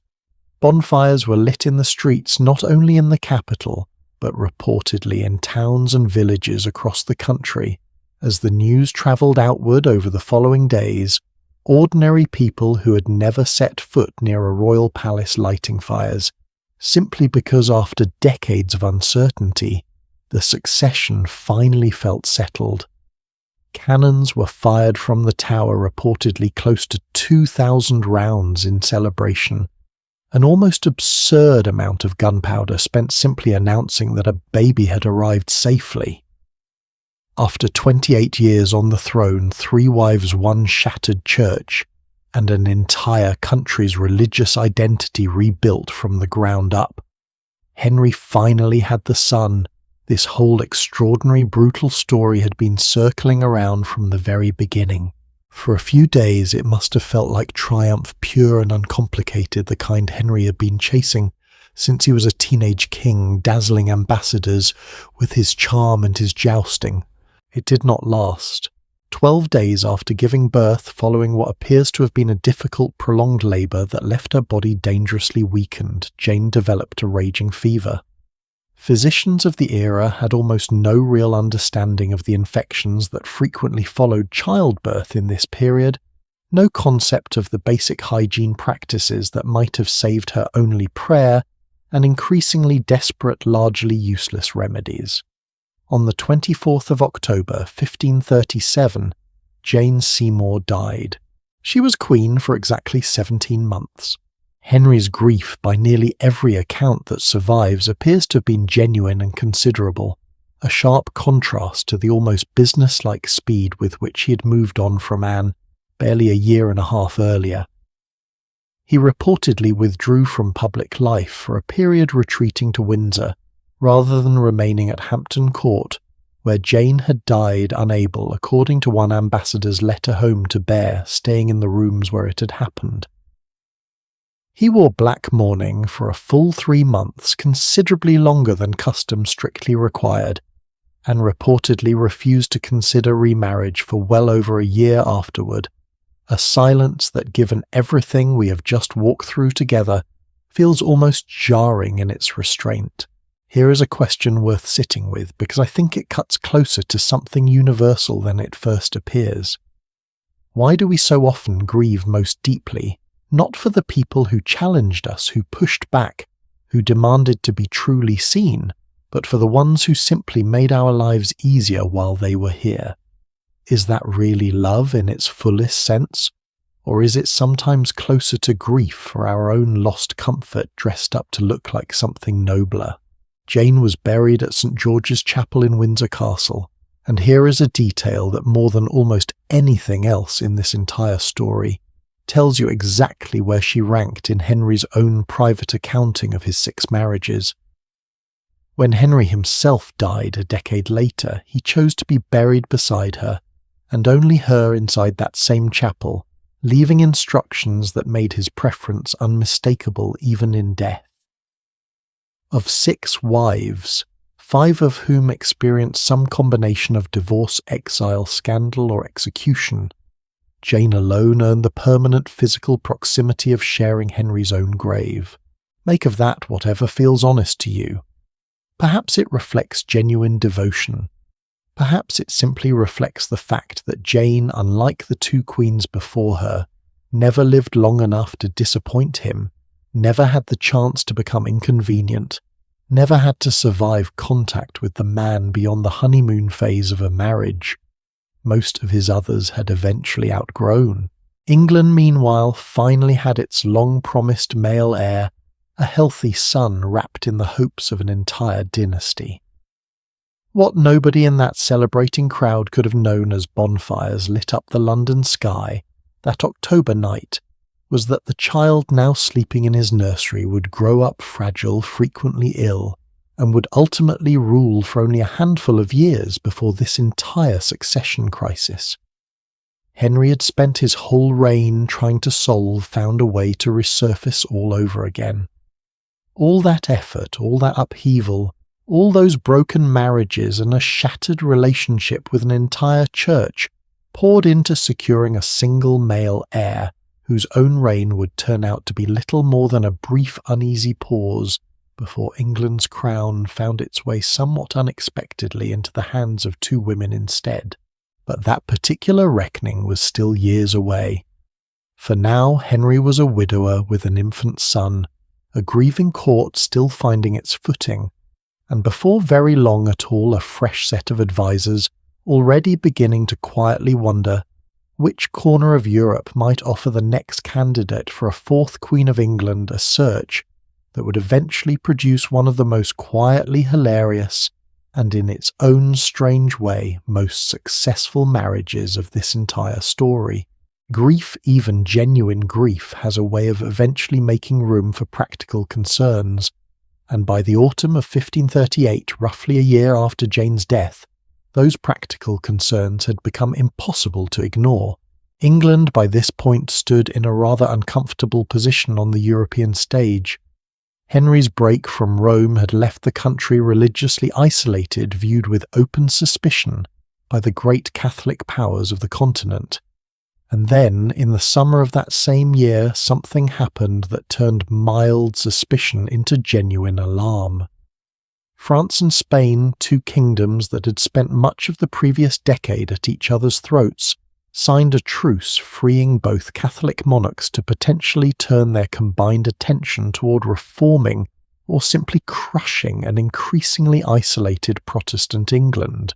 Thomas Cromwell, ever the strategist, saw an obvious solution.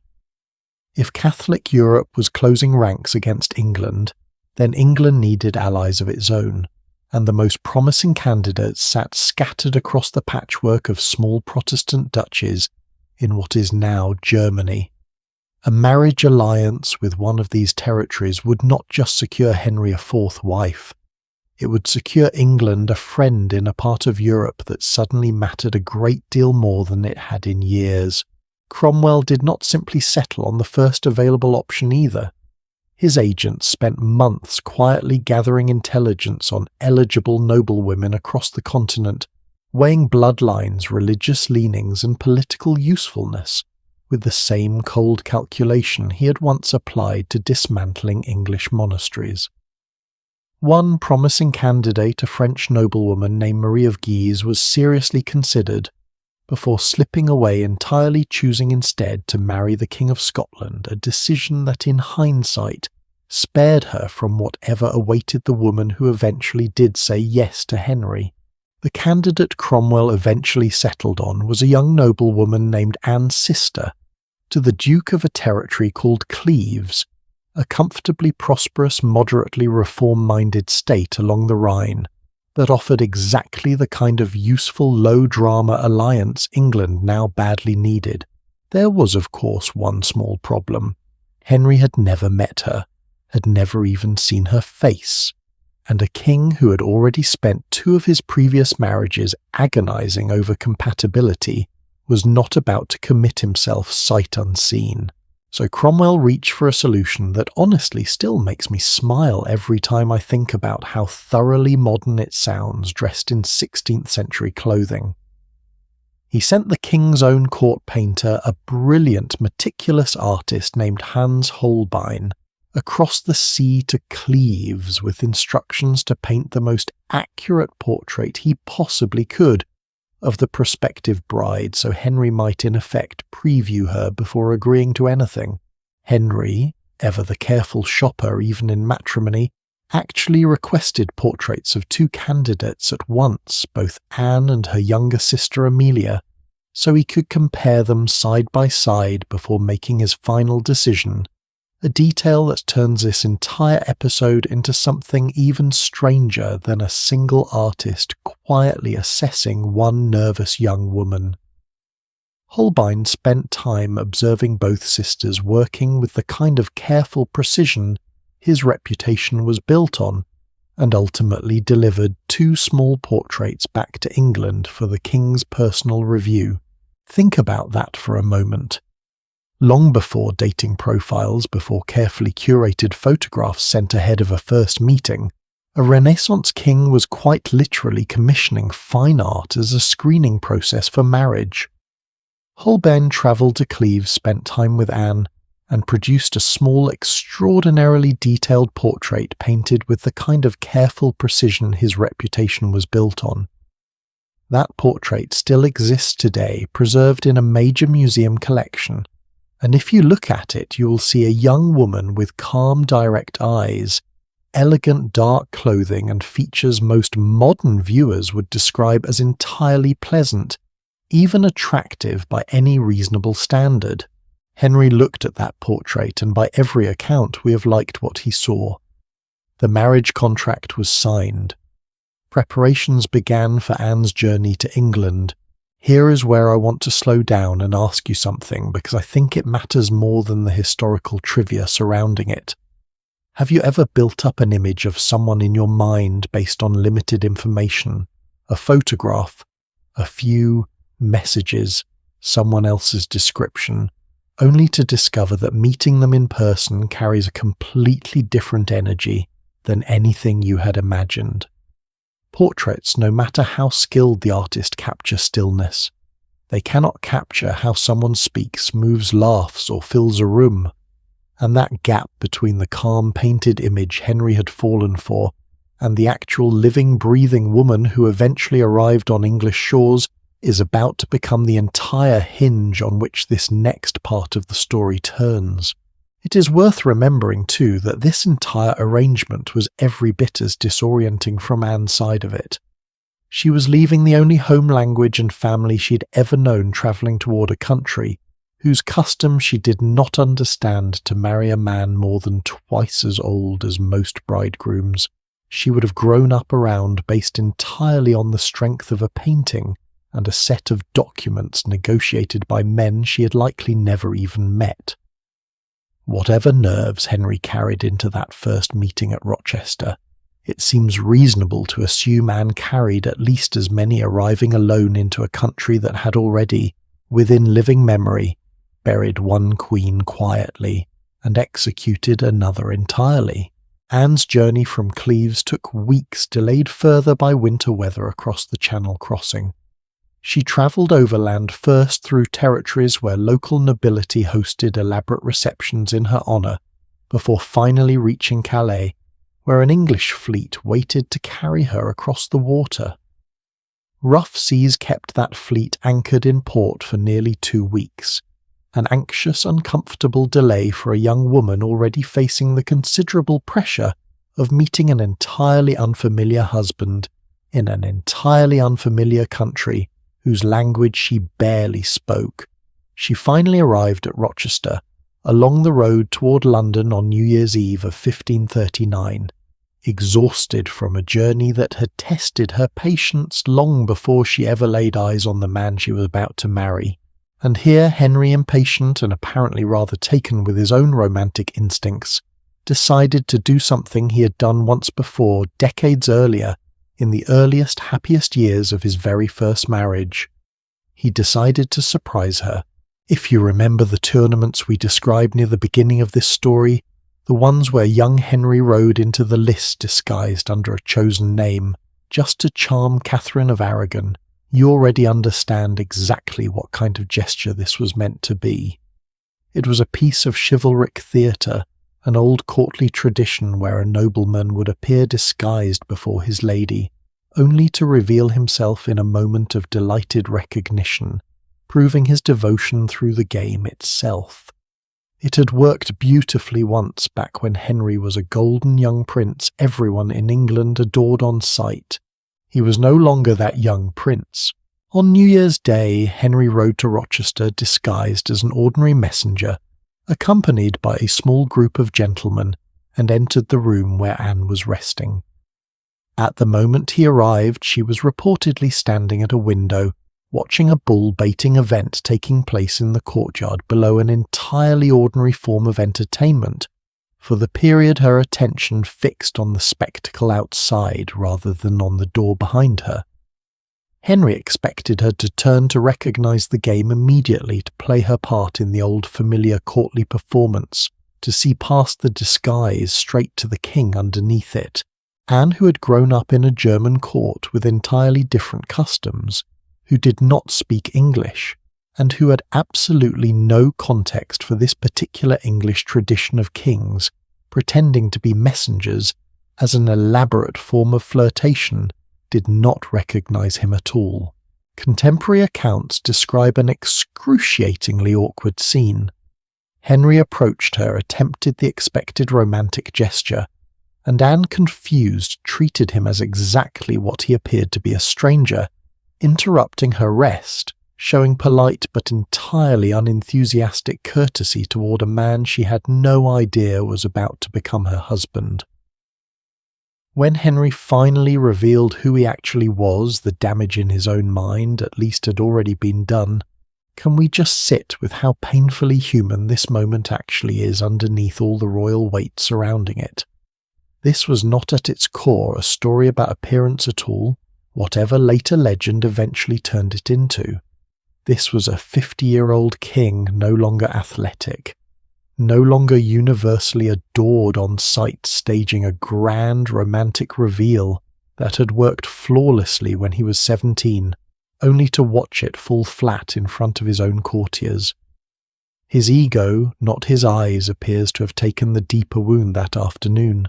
And here I want to correct something that gets repeated constantly in shorter, lazier versions of this story, because I think accuracy matters, especially when a woman's reputation has been unfairly flattened by a rumour for nearly 500 years.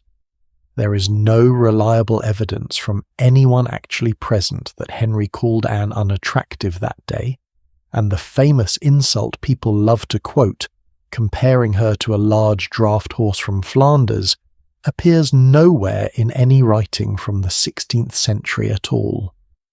That particular phrase was invented by a bishop writing more than 100 years after everyone involved was already dead, likely repeating court gossip that had drifted far from whatever actually happened in that room at Rochester.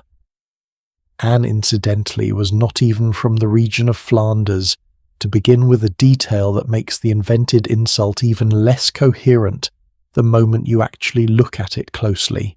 It is worth asking yourself why that particular myth stuck so stubbornly for so many centuries when the actual historical record barely supports it. Perhaps because a simple cruel joke about appearance travels faster and lands easier than a nuanced story about a wounded royal ego and a cross-cultural misunderstanding over a courtly game nobody had bothered to explain to the foreign bride in advance. We tend to prefer stories with clear villains and clear punchlines over stories that ask us to sit with something messier and more human, and Anne of Cleves has spent centuries paying the reputational price for that particular human preference. What seems far more likely, reading between the careful lines historians have pieced together, is that Henry's disappointment had considerably less to do with Anne's face, and considerably more to do with his own bruised sense of romance. He'd imagined himself sweeping in as the irresistible king from his own younger legend. Instead, he found himself standing in front of a confused, understandably wary young woman, who simply had no idea what game she was supposed to be playing.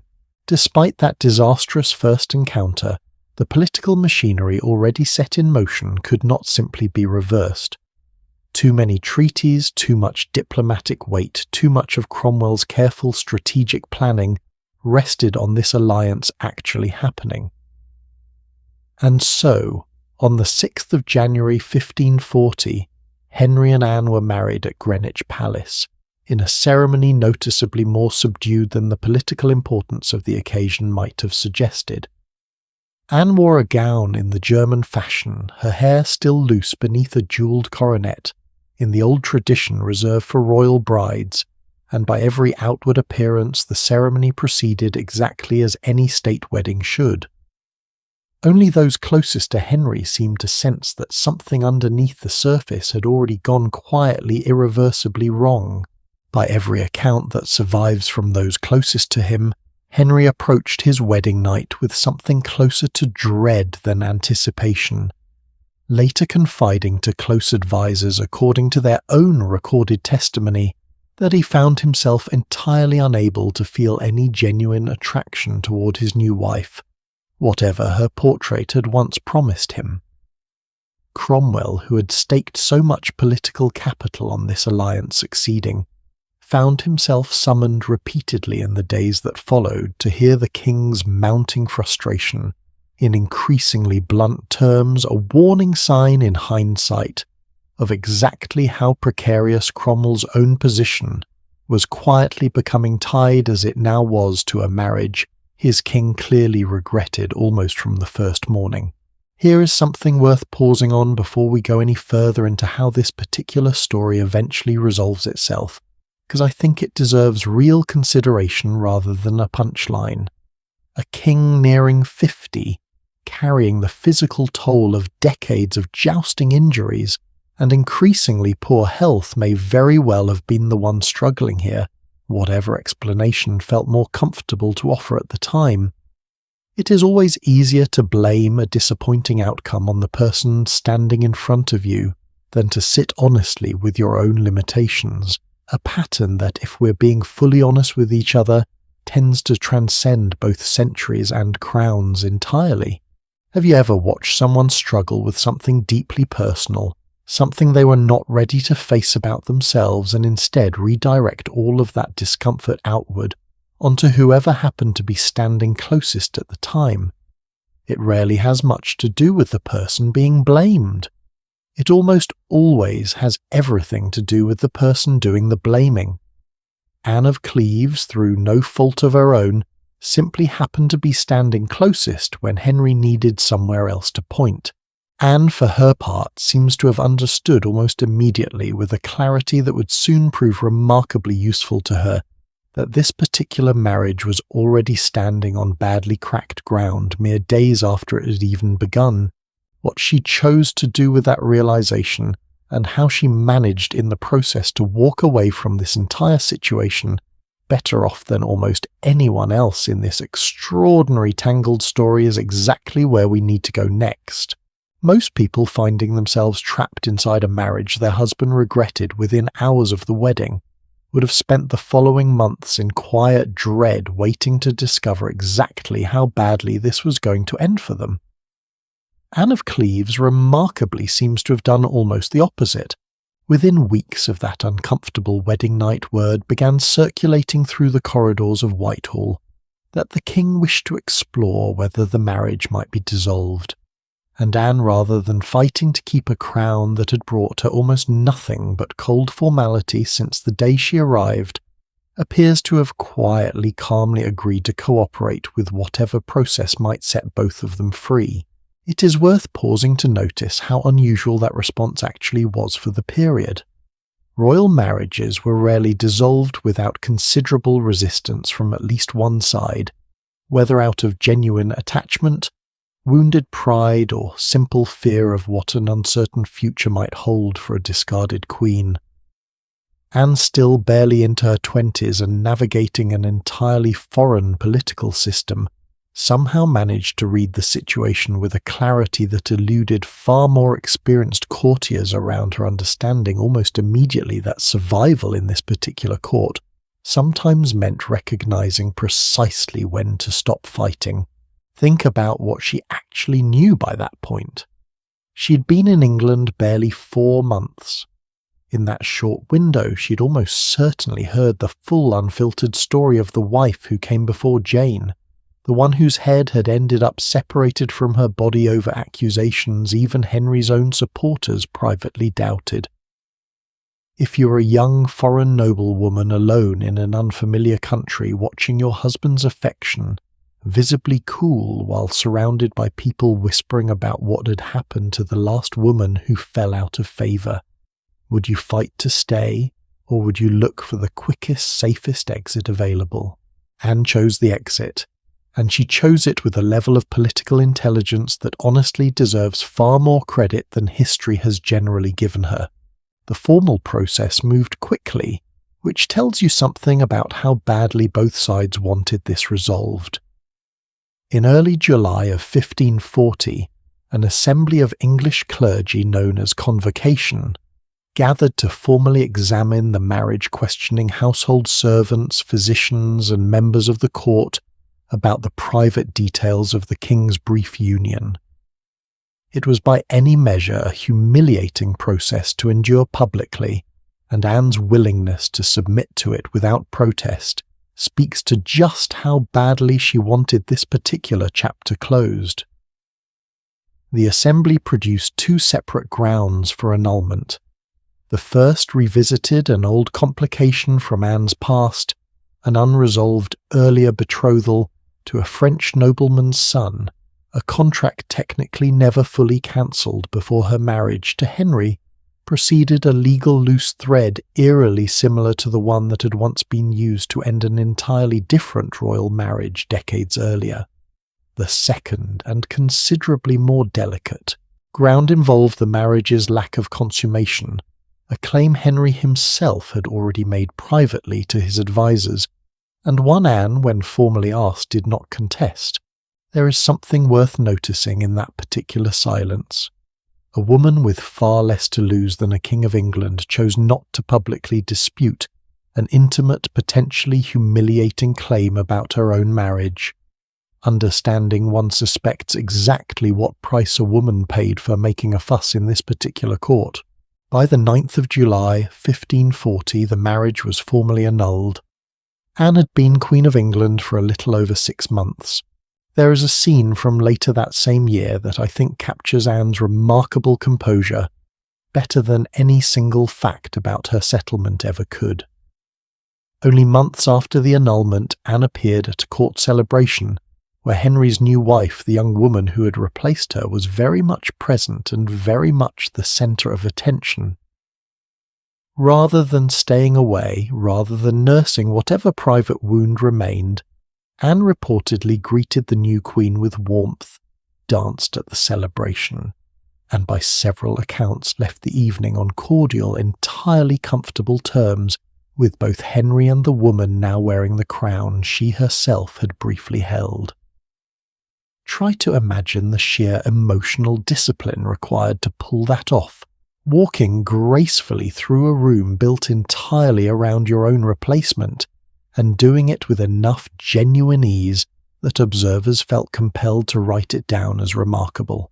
Now here is where this story takes a turn that I think truly surprises most people encountering it for the first time, because it runs completely against the pattern we have watched play out again and again across this entire story. Rather than exile, rather than reduced circumstances, rather than the quiet, damp isolation Catherine of Aragon endured, Anne received one of the most generous settlements any royal figure of the era walked away with. She was granted an annual income substantial enough to make her one of the wealthiest women in England outside the royal family itself, roughly £4,000 a year, a sum that would have supported an entire noble household in considerable comfort several times over. She received several properties including Richmond Palace, and in a detail I find almost too fitting to be real Hever Castle, the very estate that had once belonged to the Boleyn family, the childhood home of the woman whose execution had opened the door for Anne's own doomed marriage in the first place. Her household staff, her furnishings, her jewels all remained largely intact, transferred smoothly from queen to independently wealthy noblewoman, without the punitive stripping away that had defined the fate of nearly every other woman in this story. She was granted a new title, one crafted specifically to preserve her dignity without threatening anyone's claim to the throne. From that point forward, Anne of Cleves would be known officially and publicly as the king's beloved sister, ranked in precedence above every woman at court, except Henry's own daughters, and whichever wife might eventually follow her. Can we sit with that phrase for a second, because I think it deserves more attention than it usually gets. The king's beloved sister, not a discarded wife, not a political embarrassment quietly hidden away. A woman publicly formally elevated into the king's own extended family, invited to court functions, seated at royal celebrations, occasionally even visited by Henry himself for what witnesses describe as warm and unforced easy conversation, entirely free of whatever tension had defined their brief marriage. Here is a question I think is worth turning over honestly. In a story built almost entirely around women whose worth was measured by their ability to please a demanding, unpredictable man, is it possible that the person who came out ahead was not the one who tried hardest to win his affection, but the one who let go of that goal early enough to build something more stable in its place? We tend to measure these stories even now by a fairly narrow definition of winning: who held the crown longest, who was loved most passionately, who produced an heir.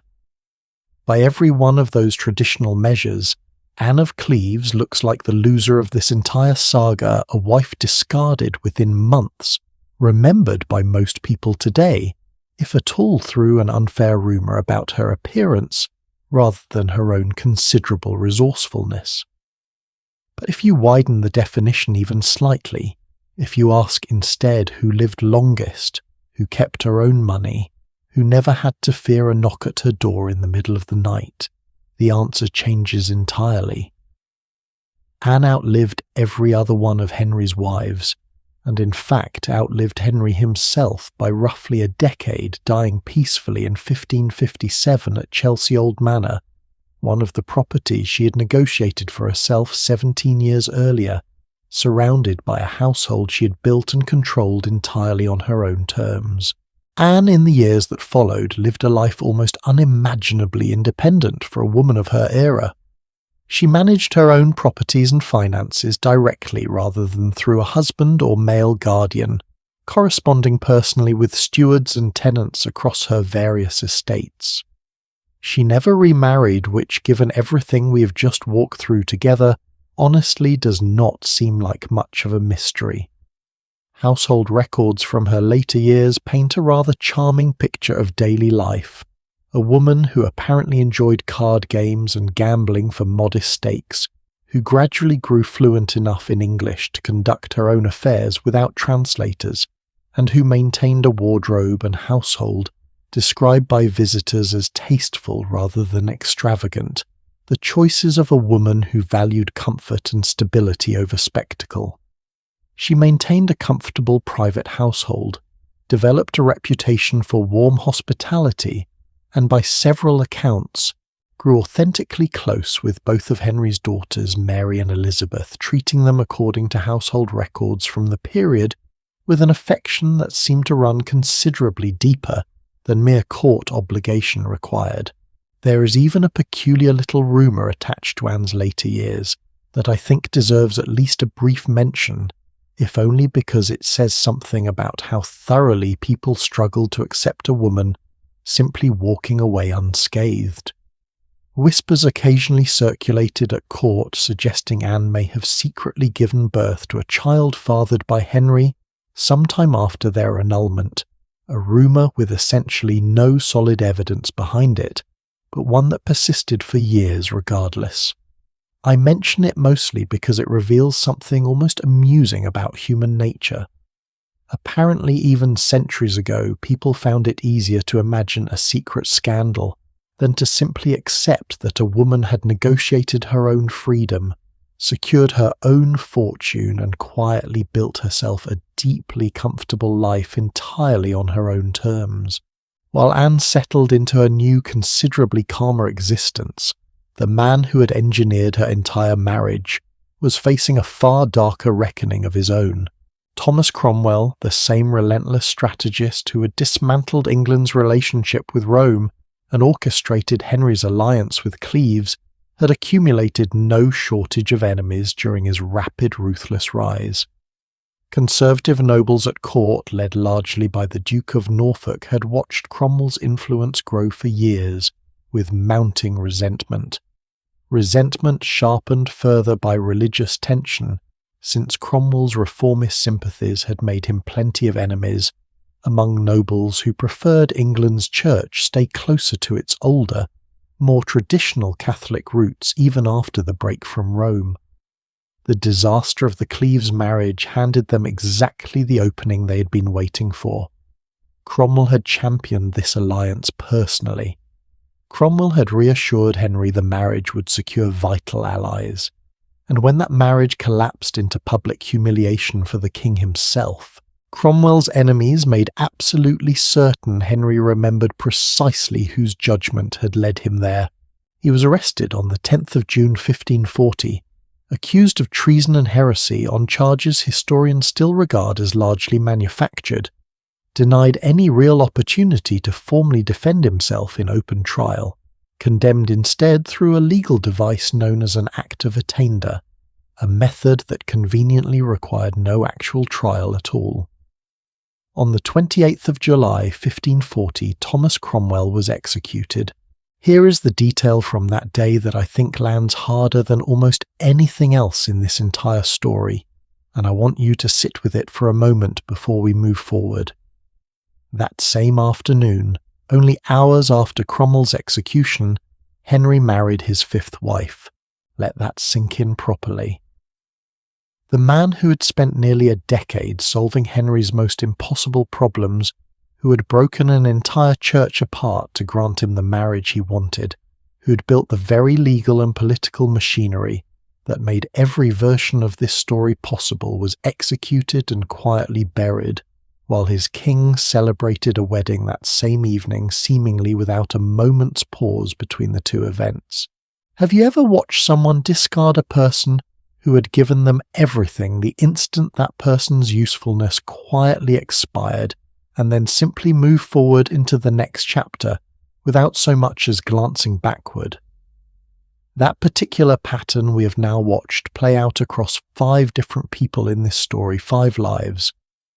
Henry once needed desperately and eventually discarded once they stopped serving whatever he currently wanted.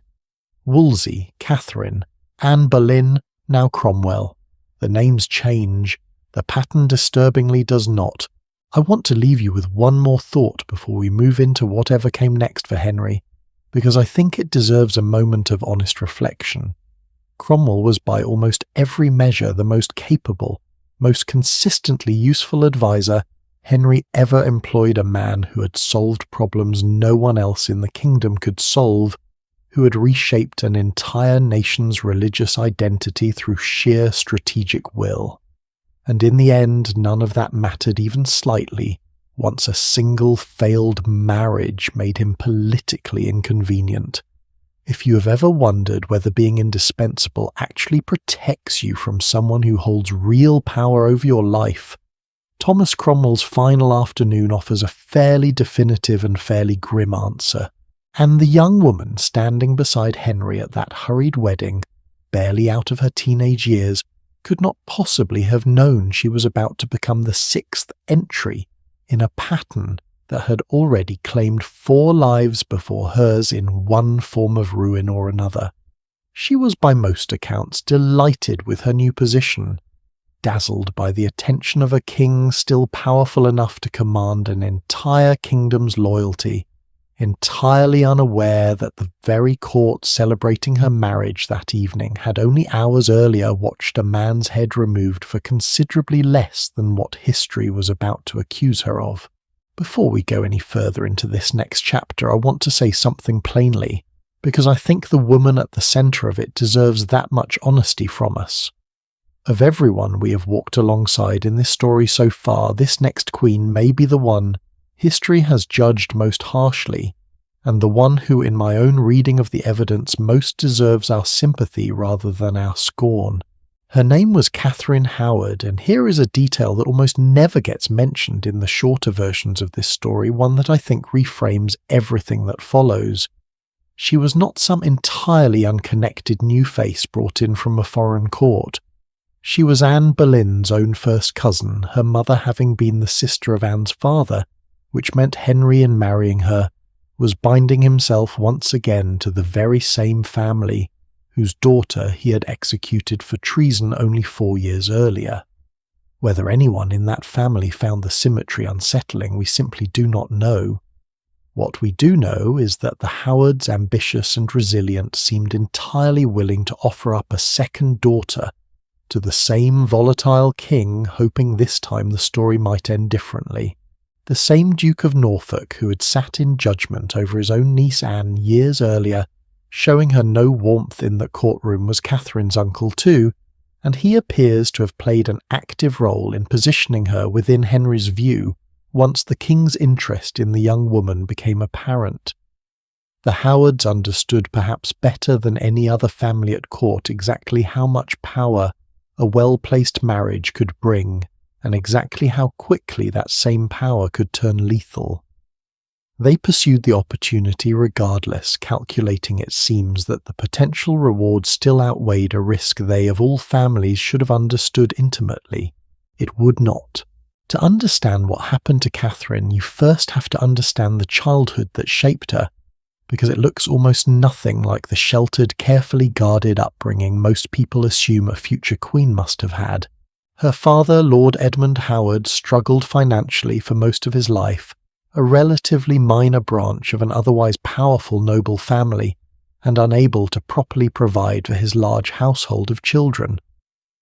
Catherine, still quite young, was sent to live under the roof of her step-grandmother, the Dowager Duchess of Norfolk, in a large household that by every surviving account offered remarkably little supervision for the group of young women living within it.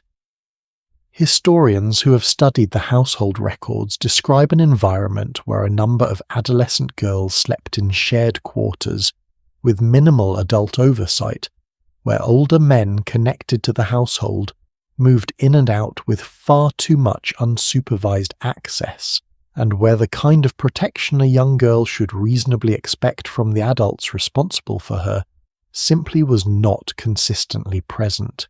I want to be careful and honest here because this part of Catherine's story is often either sensationalized for shock value or skipped over entirely, and neither approach serves the truth particularly well. What the historical record shows is that as a girl in that poorly supervised household, Catherine became entangled in relationships with older men who held power and influence over her men, who were by any reasonable modern standard taking advantage of a young girl without the adult protection she should have had. This was not scandal born of some wild, willful nature as later gossip often implied. It was the predictable result of leaving a child without proper guardianship in a house full of adults who did not prioritize her well-being. It is worth pausing here to notice something about how this period of Tudor society generally viewed situations like this. There was no meaningful concept in the legal or social framework of the time protecting a girl in Catherine's position from men in positions of relative power over her.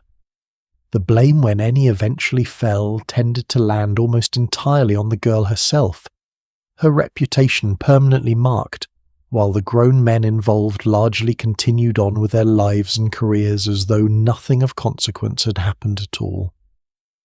That imbalance, uncomfortable as it is to sit with, tells you something important about exactly whose interests this particular society was actually built to protect.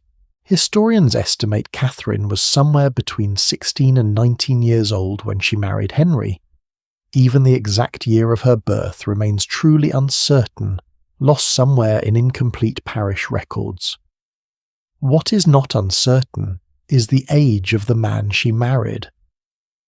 Henry by that point was approaching 50, his once athletic body now heavy and increasingly unwell, his leg troubled by a wound that refused to properly heal.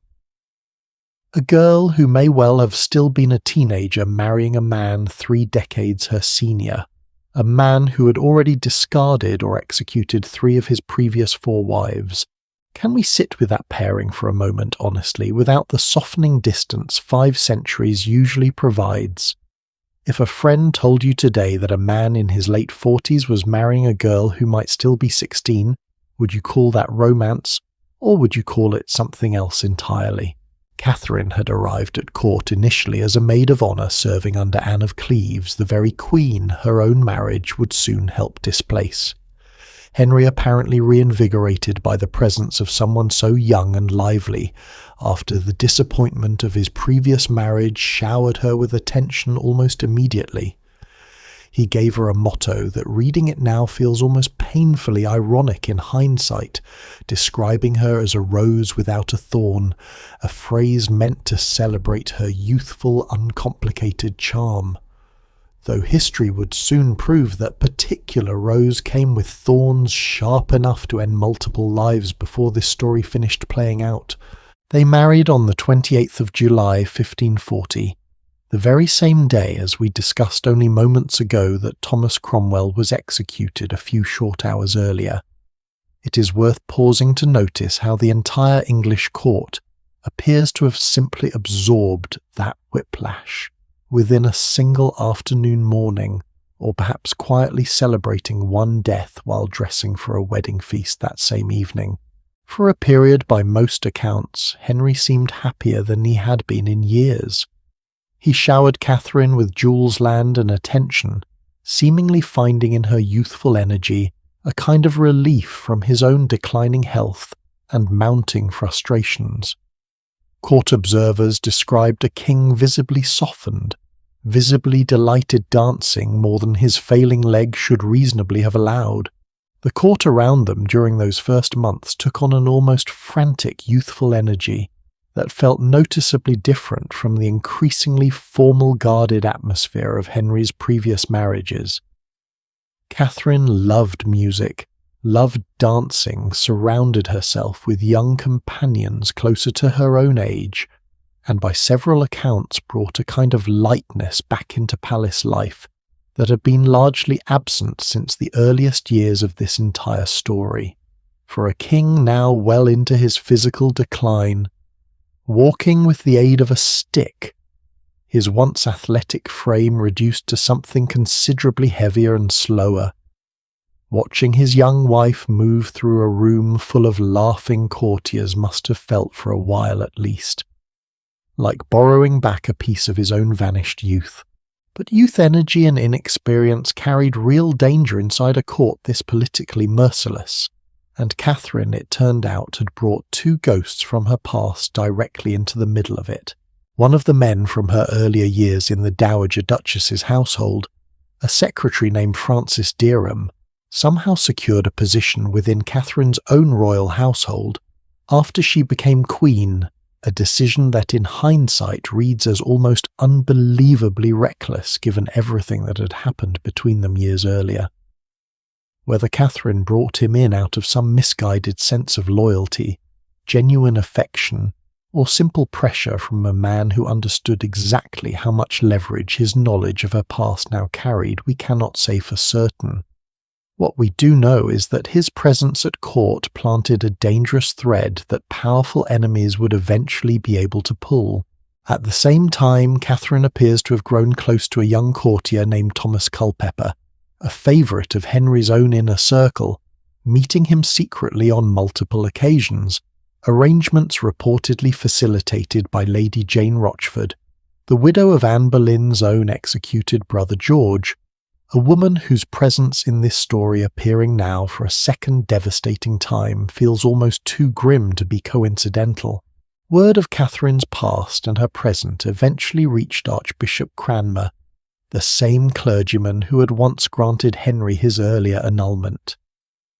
The information arrived through a former acquaintance of Catherine's from her days in the Dowager Duchess's household, someone who had recognised an opportunity and decided to act on it, setting off an investigation that moved with startling speed once it began.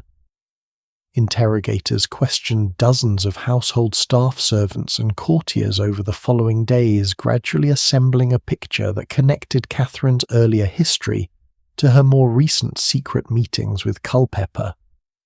Rather than confronting the king directly with something, this explosive Cranmer chose to deliver the accusations in writing, apparently unwilling to be the one standing in front of Henry's face when the news landed.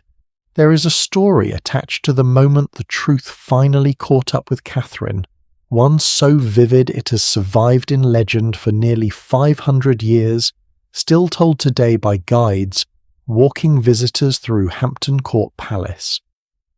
According to that account, once Catherine realised investigators were closing in, she broke free from the guards attempting to restrain her and ran desperately through the palace corridors, screaming for Henry, trying to reach him directly to beg for mercy, only to be caught and dragged away before she ever reached the chapel where he was praying. That particular corridor is still known today as the Haunted Gallery, and generations of visitors have reported an unsettling feeling passing through it, whether from genuine historical resonance or simply the power of knowing exactly what desperate scenes supposedly unfolded there. Catherine was formally executed on the 13th of February 1542 on Tower Green, the very same patch of ground where her cousin Anne Boleyn had died less than 6 years earlier. Lady Rochford, convicted alongside her for facilitating the meetings with Culpeper, was executed immediately after. In the wake of the scandal, Parliament passed a rather extraordinary piece of legislation, one that tells you a great deal about how thoroughly this episode had rattled the men surrounding Henry. The new law made it formal treason for any woman with a sexual history to marry the king without first disclosing that history and treason as well, for anyone aware of such a history who failed to report it.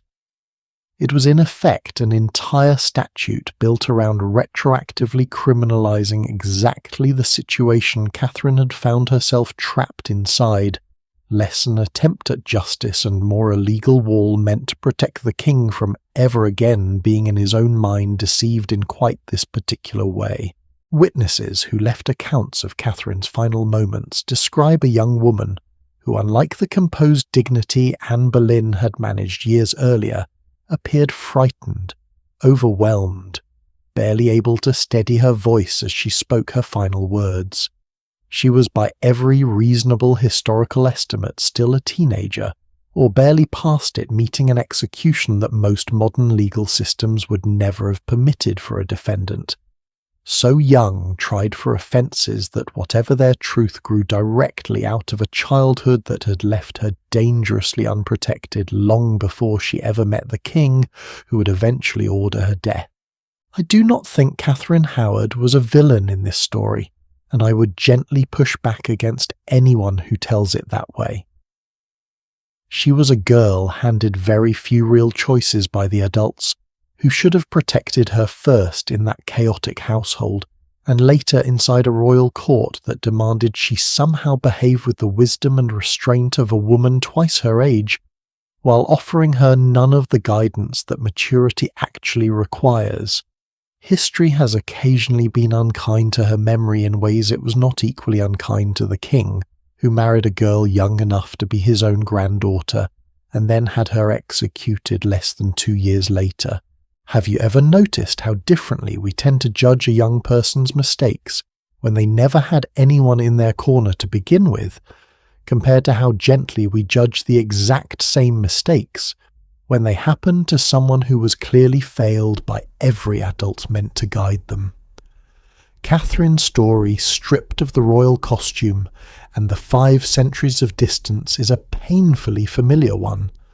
A vulnerable young girl exploited before she understood what was happening to her, later punished far more severely than any of the grown men who had shaped the circumstances she found herself trapped inside.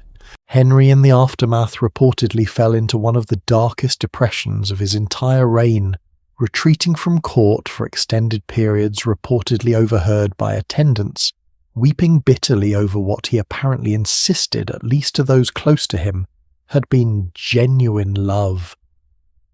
Whatever grief he actually felt, it did not stop him from ordering the execution of a girl not yet old enough by most modern legal standards to be treated as a fully accountable adult in the first place.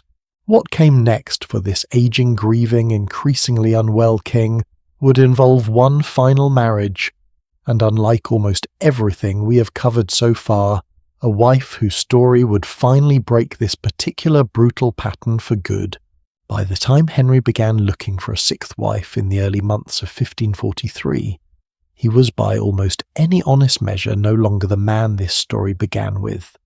Approaching 52, carrying the weight of decades of jousting injuries and a leg wound that had never properly healed, increasingly short-tempered, increasingly isolated by his own reputation, he was hardly the Golden Prince ambassadors once fought each other to describe in their letters home. He required assistance simply moving between rooms.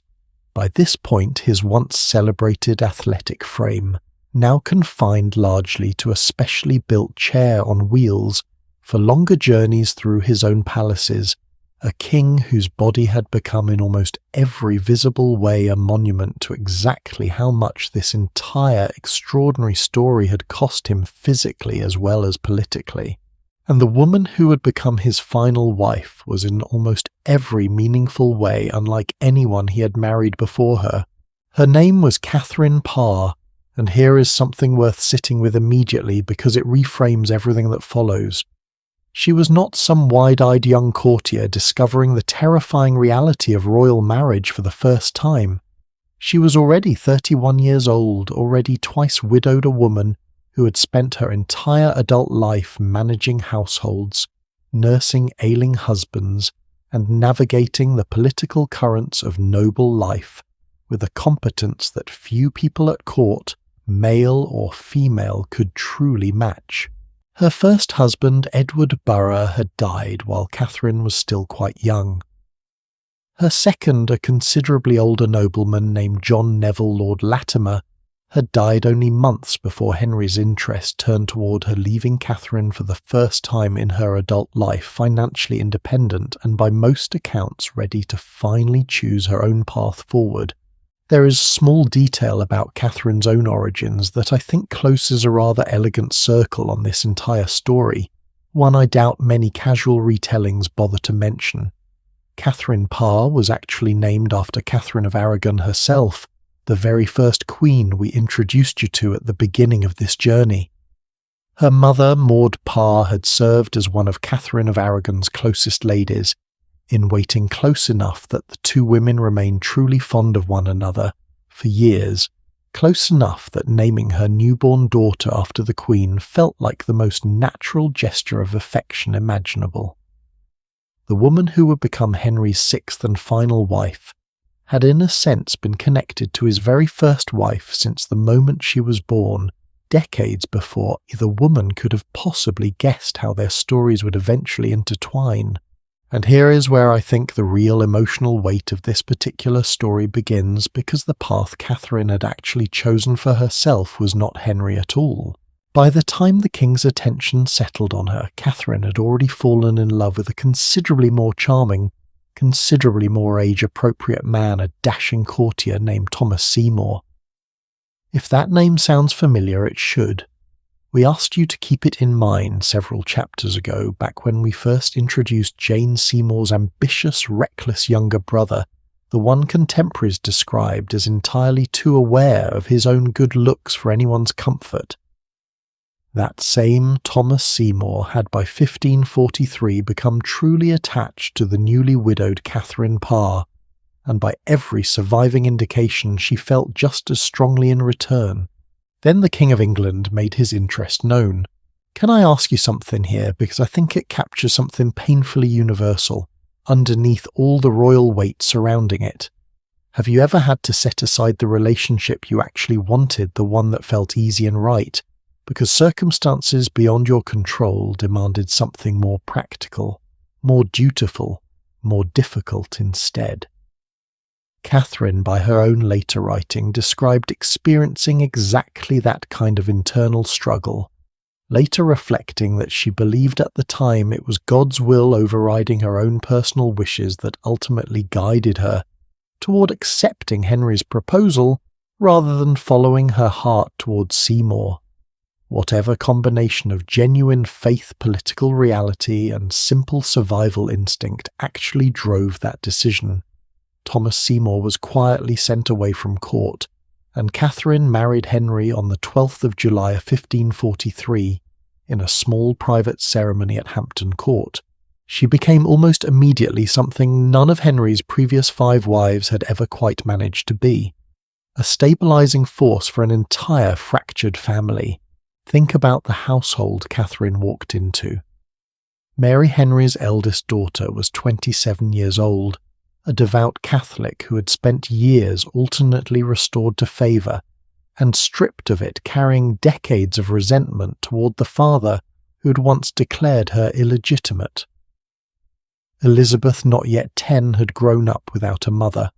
Her own had been executed when she was barely 3 years old, largely raised at a careful, cautious distance from a father who found her too visible a reminder of a marriage he preferred not to dwell on.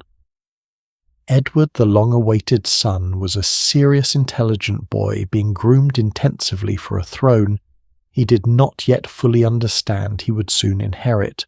Catherine remarkably built genuine relationships with all three of them. She corresponded warmly with Elizabeth, encouraging her education, her language studies, her intellectual confidence, in ways that clearly left a lasting mark on the girl who would eventually rule England for nearly half a century. Household records from the period describe Catherine personally overseeing lesson plans, bringing in respected tutors, and treating young Elizabeth's education with a seriousness rarely extended toward royal daughters at the time, an investment that would pay extraordinary dividends decades later when England found itself governed by one of the most intellectually formidable monarchs in its history. She worked to repair Henry's relationship with Mary as well, and the two women, despite their considerable difference in religious conviction, Mary remaining devoutly Catholic while Catherine grew increasingly Protestant, maintained what letters between them suggest was authentic mutual respect. And perhaps most significantly of all, she played a direct role in convincing Henry to formally restore both Mary and Elizabeth to the line of succession through an act passed by Parliament in 1544, a document that for the first time since their respective mothers fell from favour legally acknowledged both daughters as potential heirs to the throne right alongside their younger brother Edward. Sit with the scale of that for a moment, because I do not think it gets nearly enough credit in most versions of this story. Catherine Parr, through patient diplomacy and genuine relationship building rather than any dramatic gesture, helped engineer the legal foundation that would eventually allow England to be ruled by two different queens in succession, one of whom would go on to become arguably the most consequential monarch in the entire history of the country. Without that restored succession, the England we recognise today, shaped so profoundly by Elizabeth's reign, might never have existed in anything like the form it eventually took. Catherine was not simply managing a household either. She was by any reasonable definition one of the most intellectually accomplished women in England at the time. In 1545 she published a book titled Prayers or Meditations, a devotional work released under her own name, making her the first woman in English history to publish an original work in English, under her own identity rather than anonymously, or through a male relative's name attached to the credit instead. I want you to really absorb that fact because it is easy to let it pass by too quickly. In an era when women were rarely permitted meaningful public voice at all, Catherine Parr put her own name deliberately and publicly on her original ideas in print for the entire literate population of England to read.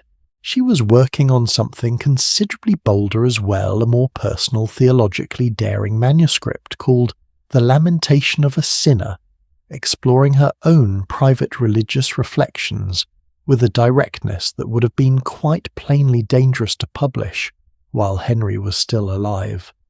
She held off releasing it until after his death, a decision that turned out to be remarkably wise, given exactly how close her private religious opinions eventually came to costing her everything. In the summer of 1544, Henry sailed to France to personally lead a military campaign, chasing one final time the kind of battlefield glory he had pursued as a young king decades earlier. And in his absence he did something that echoed all the way back to the very beginning of this entire story. He named Catherine Regent of England. If that detail feels familiar, it should, though I want to be careful not to simply repeat what we've already covered together. This was not Catherine of Aragon organising troops and crushing an invading army on a muddy battlefield. This was a different kind of regency, entirely focused on the considerably less glamorous, but equally demanding work of managing supply lines, coordinating with military commanders through constant correspondence, overseeing government finances, and keeping an entire kingdom functioning smoothly during a prolonged royal absence. Surviving council records from those months show Catherine personally signing off on troop deployments, requisitioning supplies, and managing a privy council full of experienced, occasionally condescending older statesmen, who nonetheless found themselves consistently deferring to her judgment on matters of real consequence. Catherine handled it with what contemporary observers described as calm, methodical competence, proving, for the second time in this story, that when English kings actually needed someone reliable running their country, they consistently turned to their wives to do it. But intelligence, independence, and genuine theological conviction in Henry's court had already proven a dangerous combination more than once in this story, and Catherine's own sharp mind eventually brought her uncomfortably close to disaster. Catherine held strong, increasingly Protestant religious convictions, and she was not shy about discussing them, even debating scripture directly with Henry himself during long private conversations, occasionally pressing her theological points with more confidence than court etiquette typically permitted a queen to display toward her king. A conservative faction at court led by figures who preferred England's religious reforms moved no further than absolutely necessary, watched these debates with growing alarm, eventually convincing an increasingly irritable, physically suffering Henry that his wife's opinions bordered dangerously close to heresy. An arrest warrant was actually drawn up, signed and prepared for execution. The same grim machinery that had already claimed two previous queens now quietly grinding into motion once again. Here is where the story takes a turn that I think showcases Catherine's political intelligence more clearly than almost anything else we have covered in this entire saga. Through what appears to have been a fortunate leak, possibly a dropped document discovered by a sympathetic courtier, and smuggled to her in time, Catherine learned of the warrant before it could be executed. By most accounts, she reportedly fell into genuine physical distress upon learning how close she'd come to disaster, unable to sleep, overheard weeping by attendants through the night.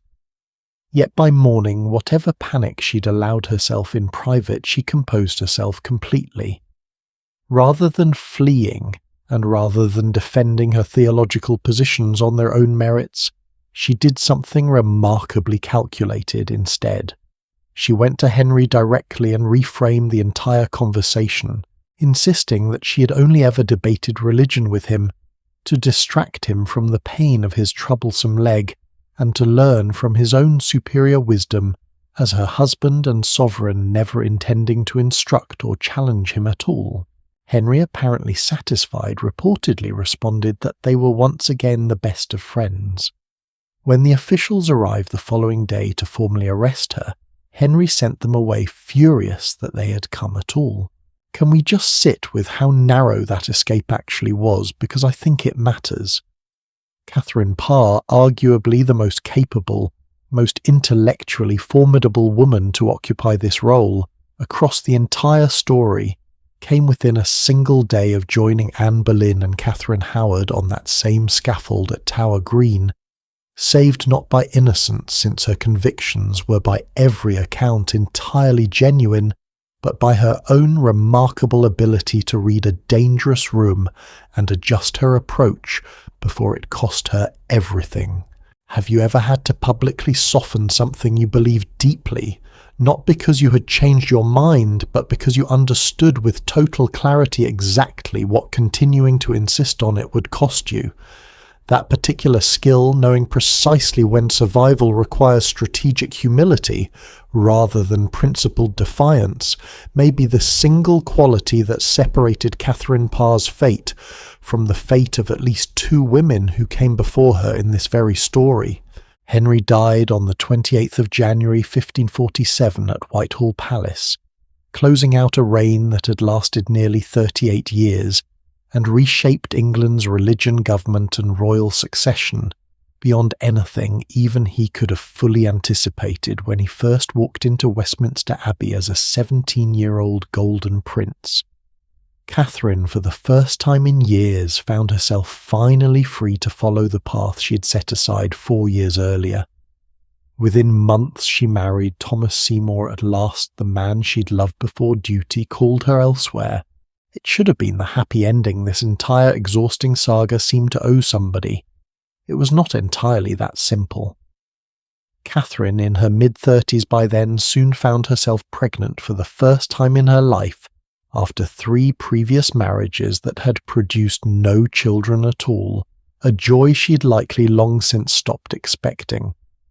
But what became of that pregnancy, of that marriage, and of Catherine's own final chapter deserves its own careful telling, because it closes out this story in a way that is somehow both quietly triumphant and unmistakably bittersweet, all at once echoing in ways that still feel almost too poetic to be true, the very fate of the sister-in-law whose brother she had finally married.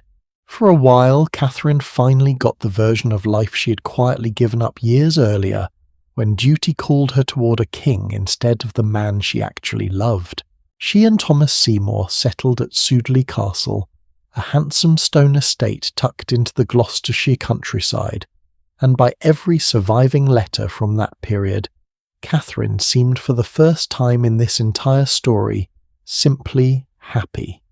Pregnant at last after 3 previous marriages that had produced no children, she wrote to her new husband with a warmth and playfulness that reads almost startlingly different from the careful, measured tone she had needed to maintain throughout her years as queen, teasing him affectionately in letters about the child kicking inside her, signing herself off with an ease no version of Catherine the Queen had ever been permitted to show in writing.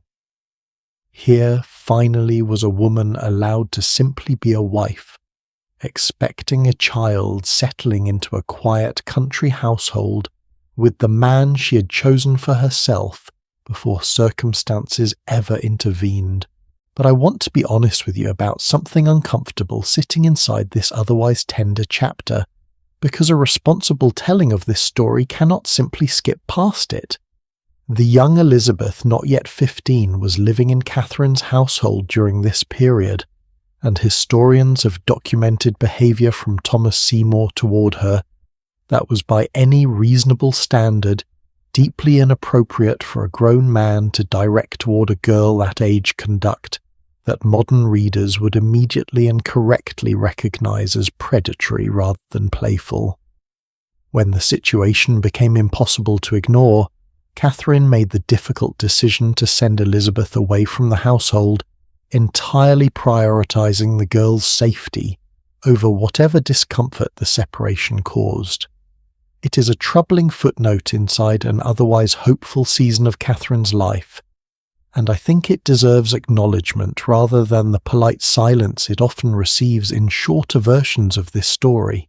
In August of 1548, Catherine gave birth to a daughter whom she named Mary. 12 days later, Catherine developed a raging fever. If that sequence of events sounds familiar, it should, and I do not think the parallel is something either of us needs spelled out in detail. On the 5th of September, 1548, Catherine Parr died following almost precisely the same tragic pattern that had claimed Jane Seymour 11 years earlier, down to the number of days between childbirth and death. The woman Catherine had married into this family through Thomas Seymour watched his new wife die from the exact complication that had once claimed his own sister, a coincidence so specific it feels almost unbearable to say out loud. Thomas Seymour, left alone with an infant daughter, and considerably reduced restraint on his own ambitions, did not fare much better in the years that followed. Barely a year after Catherine's death, he was arrested for treason, accused of scheming to seize control of the young King Edward and effectively kidnap his own nephew in an attempt to grab power for himself. He was executed in March of 1549, closing out in the most fitting way. This particular story could probably manage the arc of a man whose charm had always carried considerably more ambition underneath it than caution.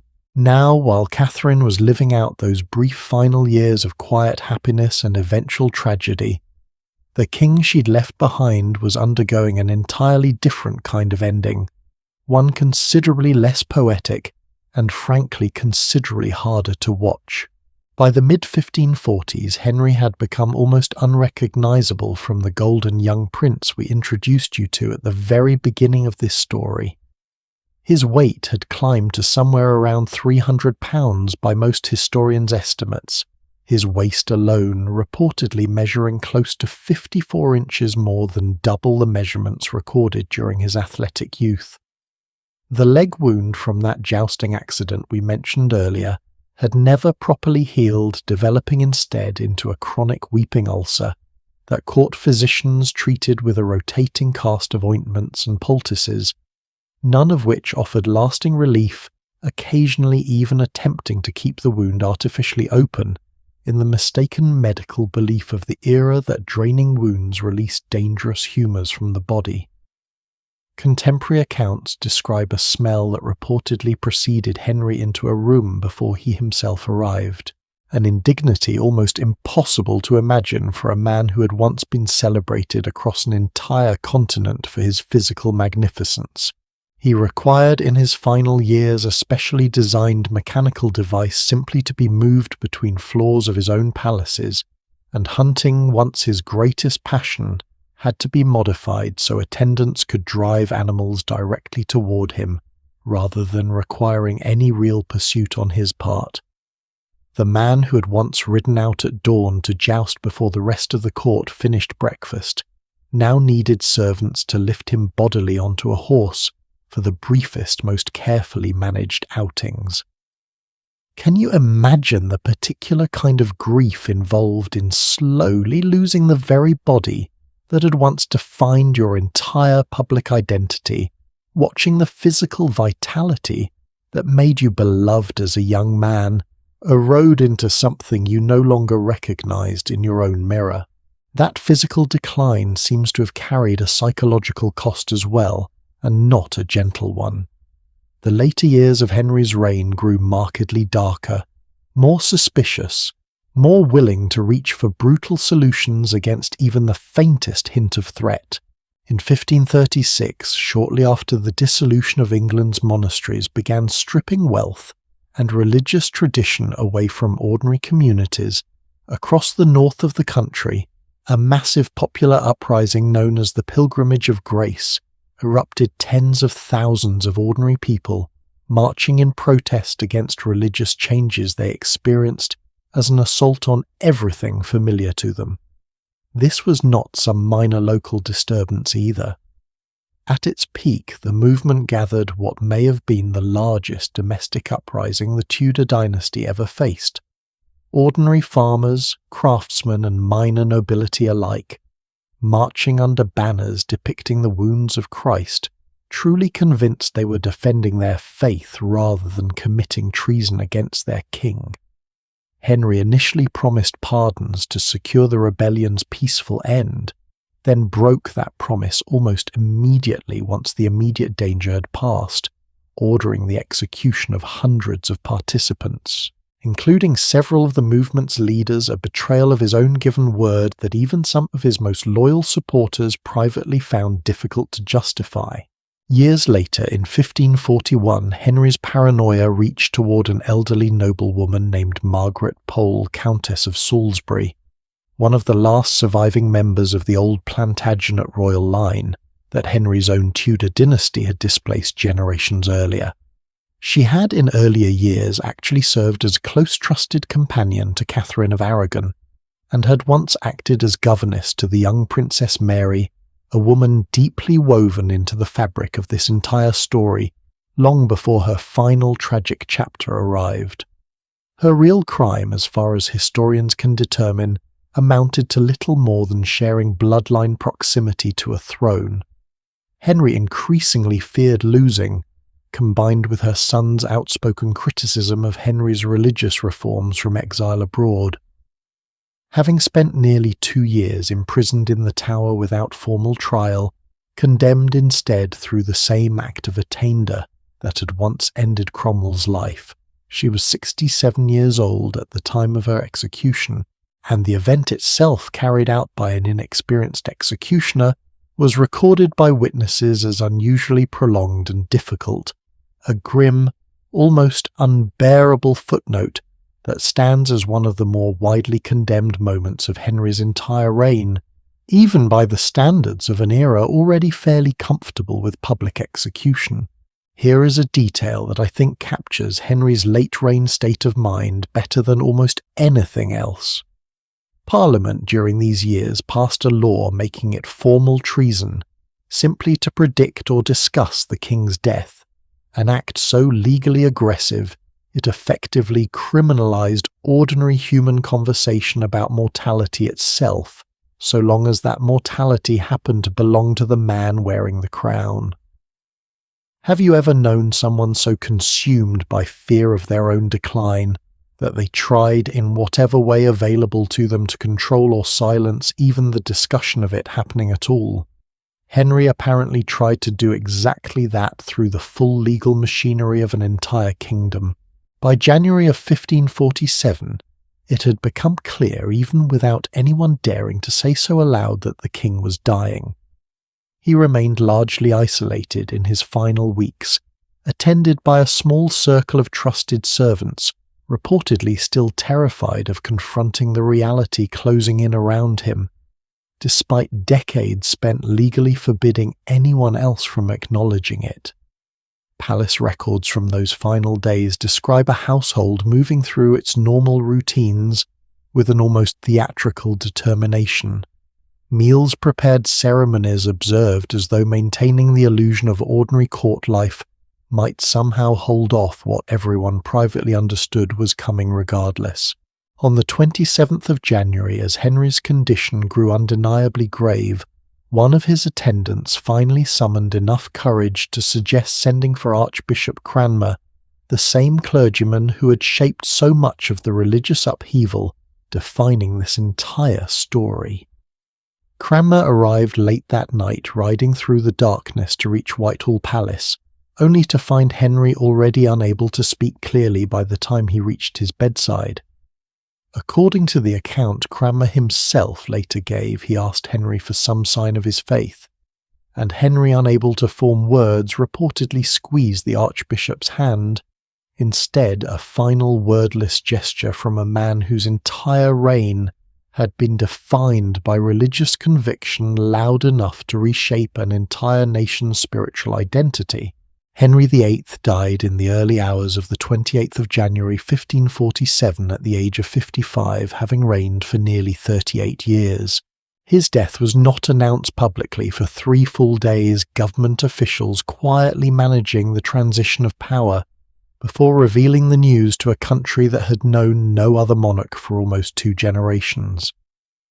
When the announcement finally came, the crown passed to his 9-year-old son Edward, the long-awaited male heir whose arrival had cost this story 2 broken marriages, 1 shattered church, and, depending on how generously you count, at least 4 lives lost along the way to secure him.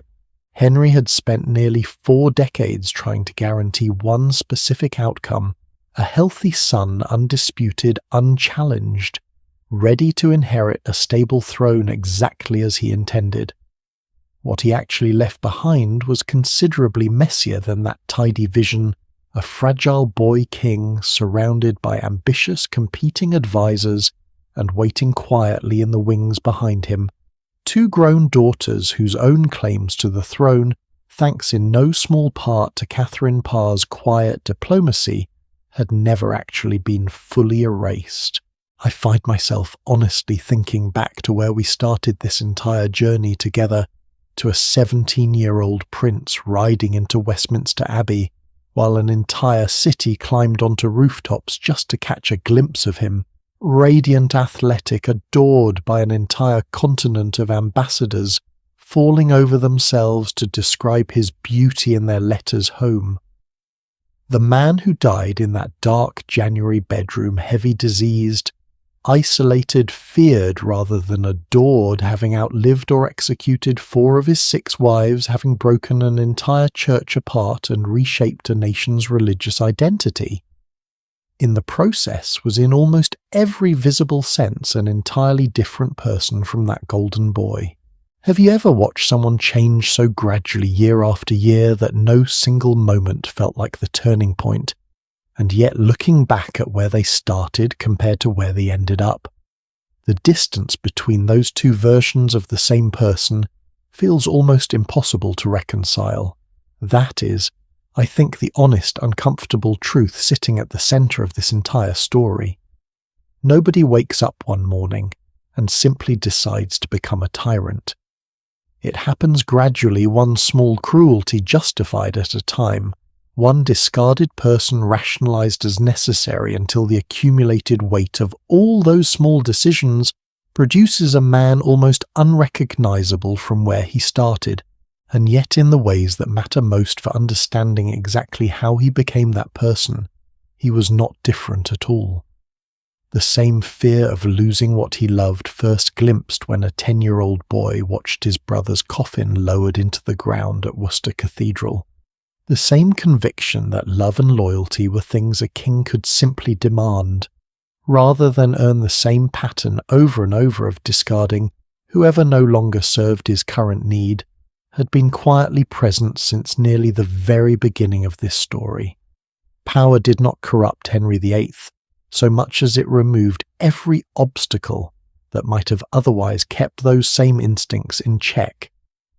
Most people carry at least small versions of Henry's worst impulses somewhere inside them: jealousy, fear of abandonment, the urge to control what they cannot bear to lose. What made Henry uniquely dangerous was never the impulses themselves. It was simply that nobody in his entire adult life held enough power to ever tell him no and make it stick. What remained after all of it was a 9-year-old boy on the throne, 3 siblings with 3 different mothers and 3 very different claims to legitimacy, and a kingdom about to discover exactly how far the consequences of one man's 20-year search for a wife could still reach decades after he himself was gone. 3 children, 3 different mothers, 3 completely different visions of what England was supposed to become, and every single one of them would eventually wear their father's crown in an order absolutely nobody at Henry's own court would have confidently predicted while he was still alive. Edward Jane Seymour's son, the boy whose birth had cost this story so much, took the throne at just 9 years old. Guided at first by his Uncle Jane's own ambitious older brother Edward Seymour, who assumed the role of Lord Protector ruling in practice, while his young nephew grew into the position on paper.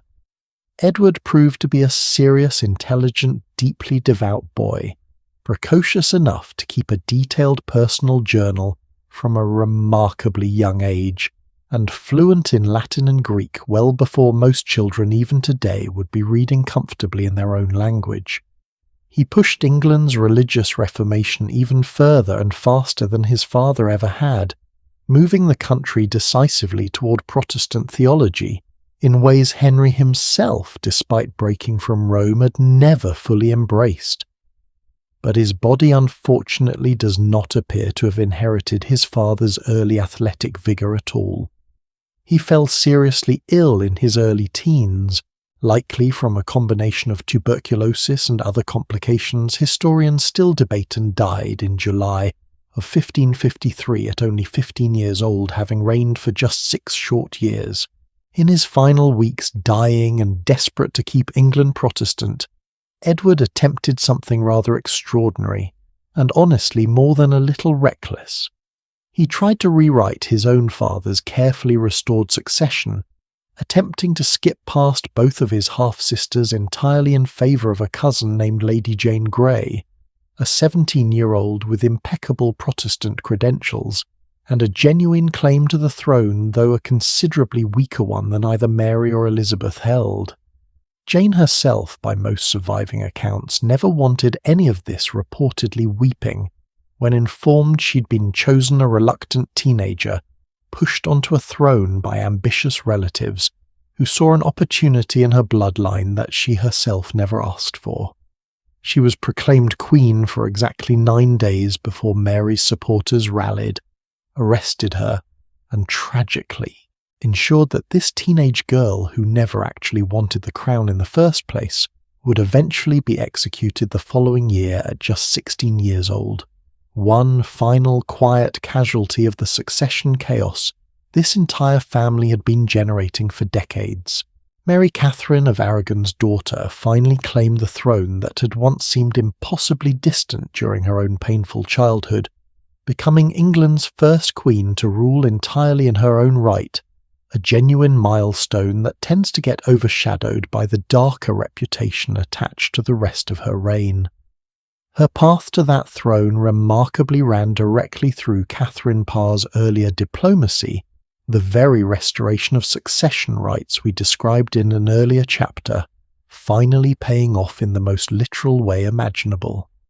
Her reign driven by a lifetime of devout Catholic conviction, and the trauma of watching her own mother discarded for a religion she never accepted, focused heavily on reversing her father's reformation and restoring England to the Catholic Church. That effort came at a brutal human cost. Nearly 300 religious dissenters were burned at the stake during her 5-year reign for refusing to renounce their Protestant beliefs, a level of persecution severe enough that history eventually attached a rather unforgiving nickname to her memory, one you have almost certainly heard before. Mary married Philip of Spain, produced no surviving children, despite 2 false pregnancies that devastated her personally and politically, and died in November of 1558, her restoration of Catholic England lasting barely longer than her own brief difficult reign. And then finally, after nearly 50 years of this extraordinary blood-soaked family saga, the crown passed to the daughter nobody in that birthing chamber back in 1533 had wanted at all. Do you remember what we told you all the way back near the beginning of this story about the disappointment hanging over that particular room the day Elizabeth was born? The cancelled tournament, the unused announcements already printed with the word Prince. We promised you then that this particular disappointment would turn out to be one of the more spectacularly mistaken judgments in the entire history of the English monarchy. Here is that reckoning finally arriving in full. Elizabeth took the throne in November of 1558 and reigned for nearly 45 years longer than any monarch in this entire story. Longer than her father, longer than either of her siblings, longer, in fact, than most of the people living under her rule could even remember any other monarch existing at all. Her reign became known to history as something close to a golden age, a period defined by relative religious stability after decades of violent whiplash between Catholic and Protestant rule, extraordinary flourishing in literature and the arts that gave the world William Shakespeare, Christopher Marlowe, and an entire generation of writers whose work still shapes the English language today, and a naval victory in 1588 against the Spanish Armada that transformed England's global standing almost overnight. She never married, famously styling herself the Virgin Queen, wedded instead, in her own words, to her kingdom itself, a choice that denied England another royal succession crisis, and in its own quiet way finally broke the exhausting cycle of marriages that had defined her father's entire adult life. Think about the sheer irony sitting inside that outcome for a moment. Everything Henry did across this entire story, the broken marriages, the shattered church, the executed wives, the desperate scramble for a legitimate male heir, all of it was driven by a conviction that only a son could properly secure England's future. And it was his unwanted daughter, the one whose birth emptied a room into silence, who ended up delivering exactly the strength, stability, and lasting legacy he had spent his entire adult life chasing and never quite managed to secure for himself. There is a small private detail from Elizabeth's own reign that I think closes this entire story more beautifully than almost anything I could tell you myself.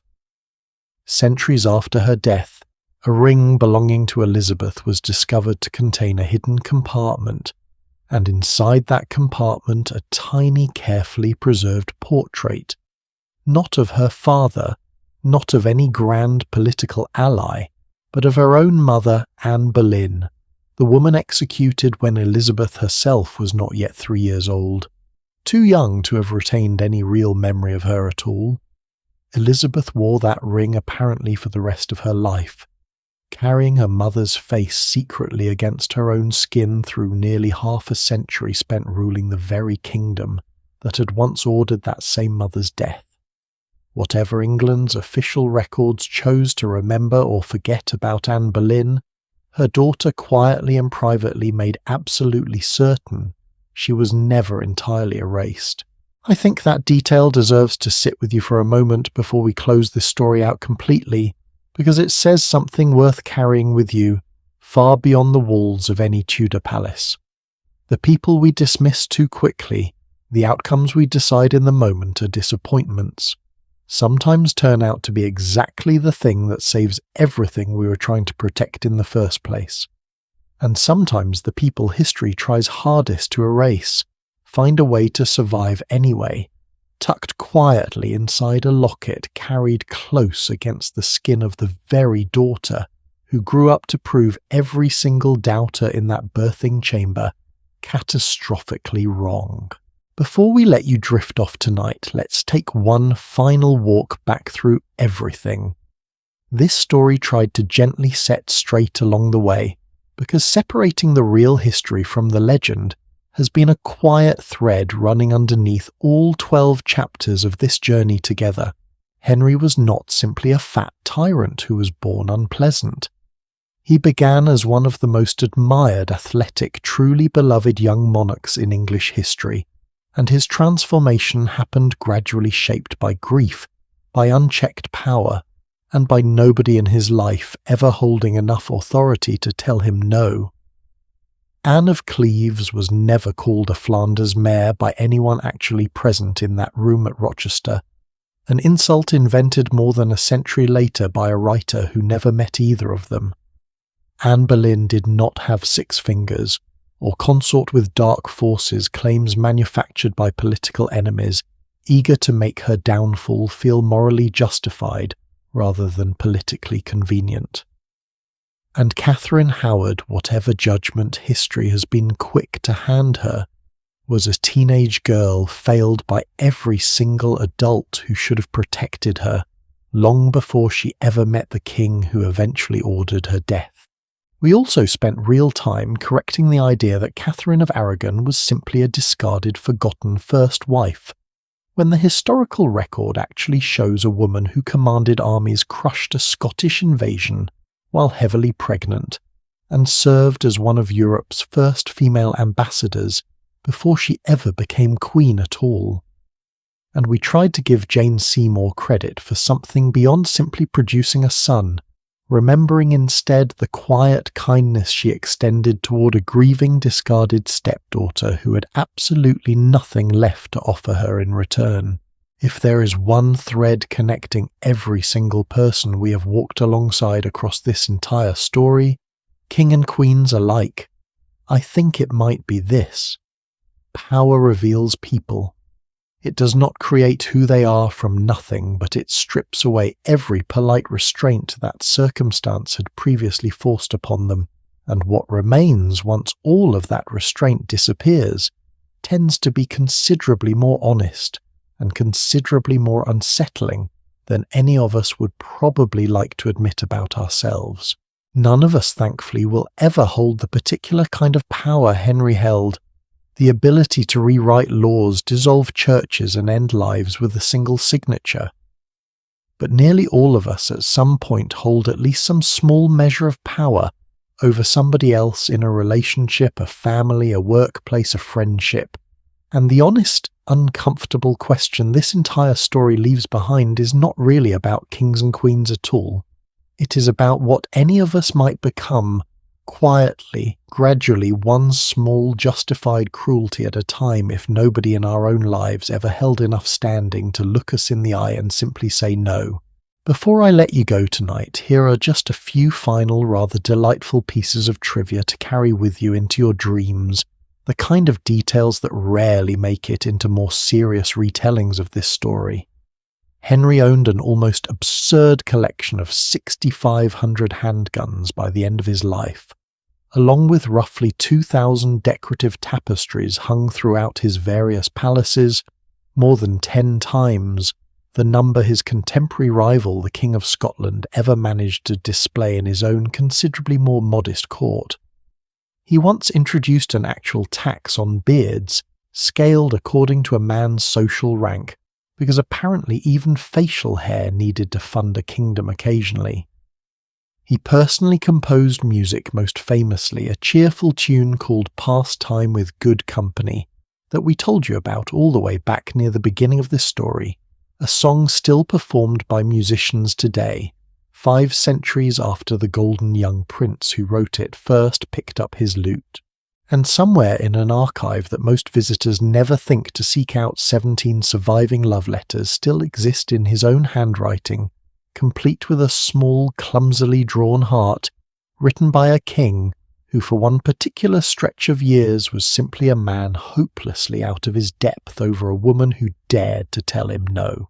Thank you truly for spending this time with me tonight, walking through 6 marriages, 1 shattered church, and nearly 4 decades of the messiest, most consequential family drama in English history. If any part of this story helped your mind finally go quiet after a long day, or gave you something worth turning over in your thoughts as you drift off, that means more to me than you probably realize. History like this deserves to be remembered honestly, not just as a rhyme about who got divorced or beheaded, but as a story about real people, flawed, frightened, sometimes cruel, sometimes remarkably brave, who happen to live their entire lives under the weight of a crown. I hope more than anything that somewhere across these last several hours, one of these 6 women found a small permanent place in your memory, beyond that old tired rhyme most of us grew up hearing. Catherine, who commanded an army while pregnant and refused until her very last breath to answer to any title but Queen. Anne, who demanded to be seen as more than a body meant to produce an heir, and paid the highest possible price for insisting on it. Jane, who used her brief time wisely to offer kindness to a stepdaughter who needed it most. The other Anne, who understood better than almost anyone else in this entire story exactly when to walk away, and built herself a rich, independent life on the other side of that decision. Catherine Howard, a girl who never had anyone truly in her corner, and Catherine Parr, brilliant, brave, and quietly instrumental in shaping the England that came after all of them were gone. Rest well tonight. Let your thoughts settle. Let the palace lights fade quietly in your mind, and know that there is another story waiting for you whenever you are ready to return, another corner of history worth wandering through together, another cast of real complicated people who once lived, loved, feared, and left behind lessons still worth carrying with us today. Until then, sleep peacefully, my friend, and thank you for letting me be the voice that carried you there tonight.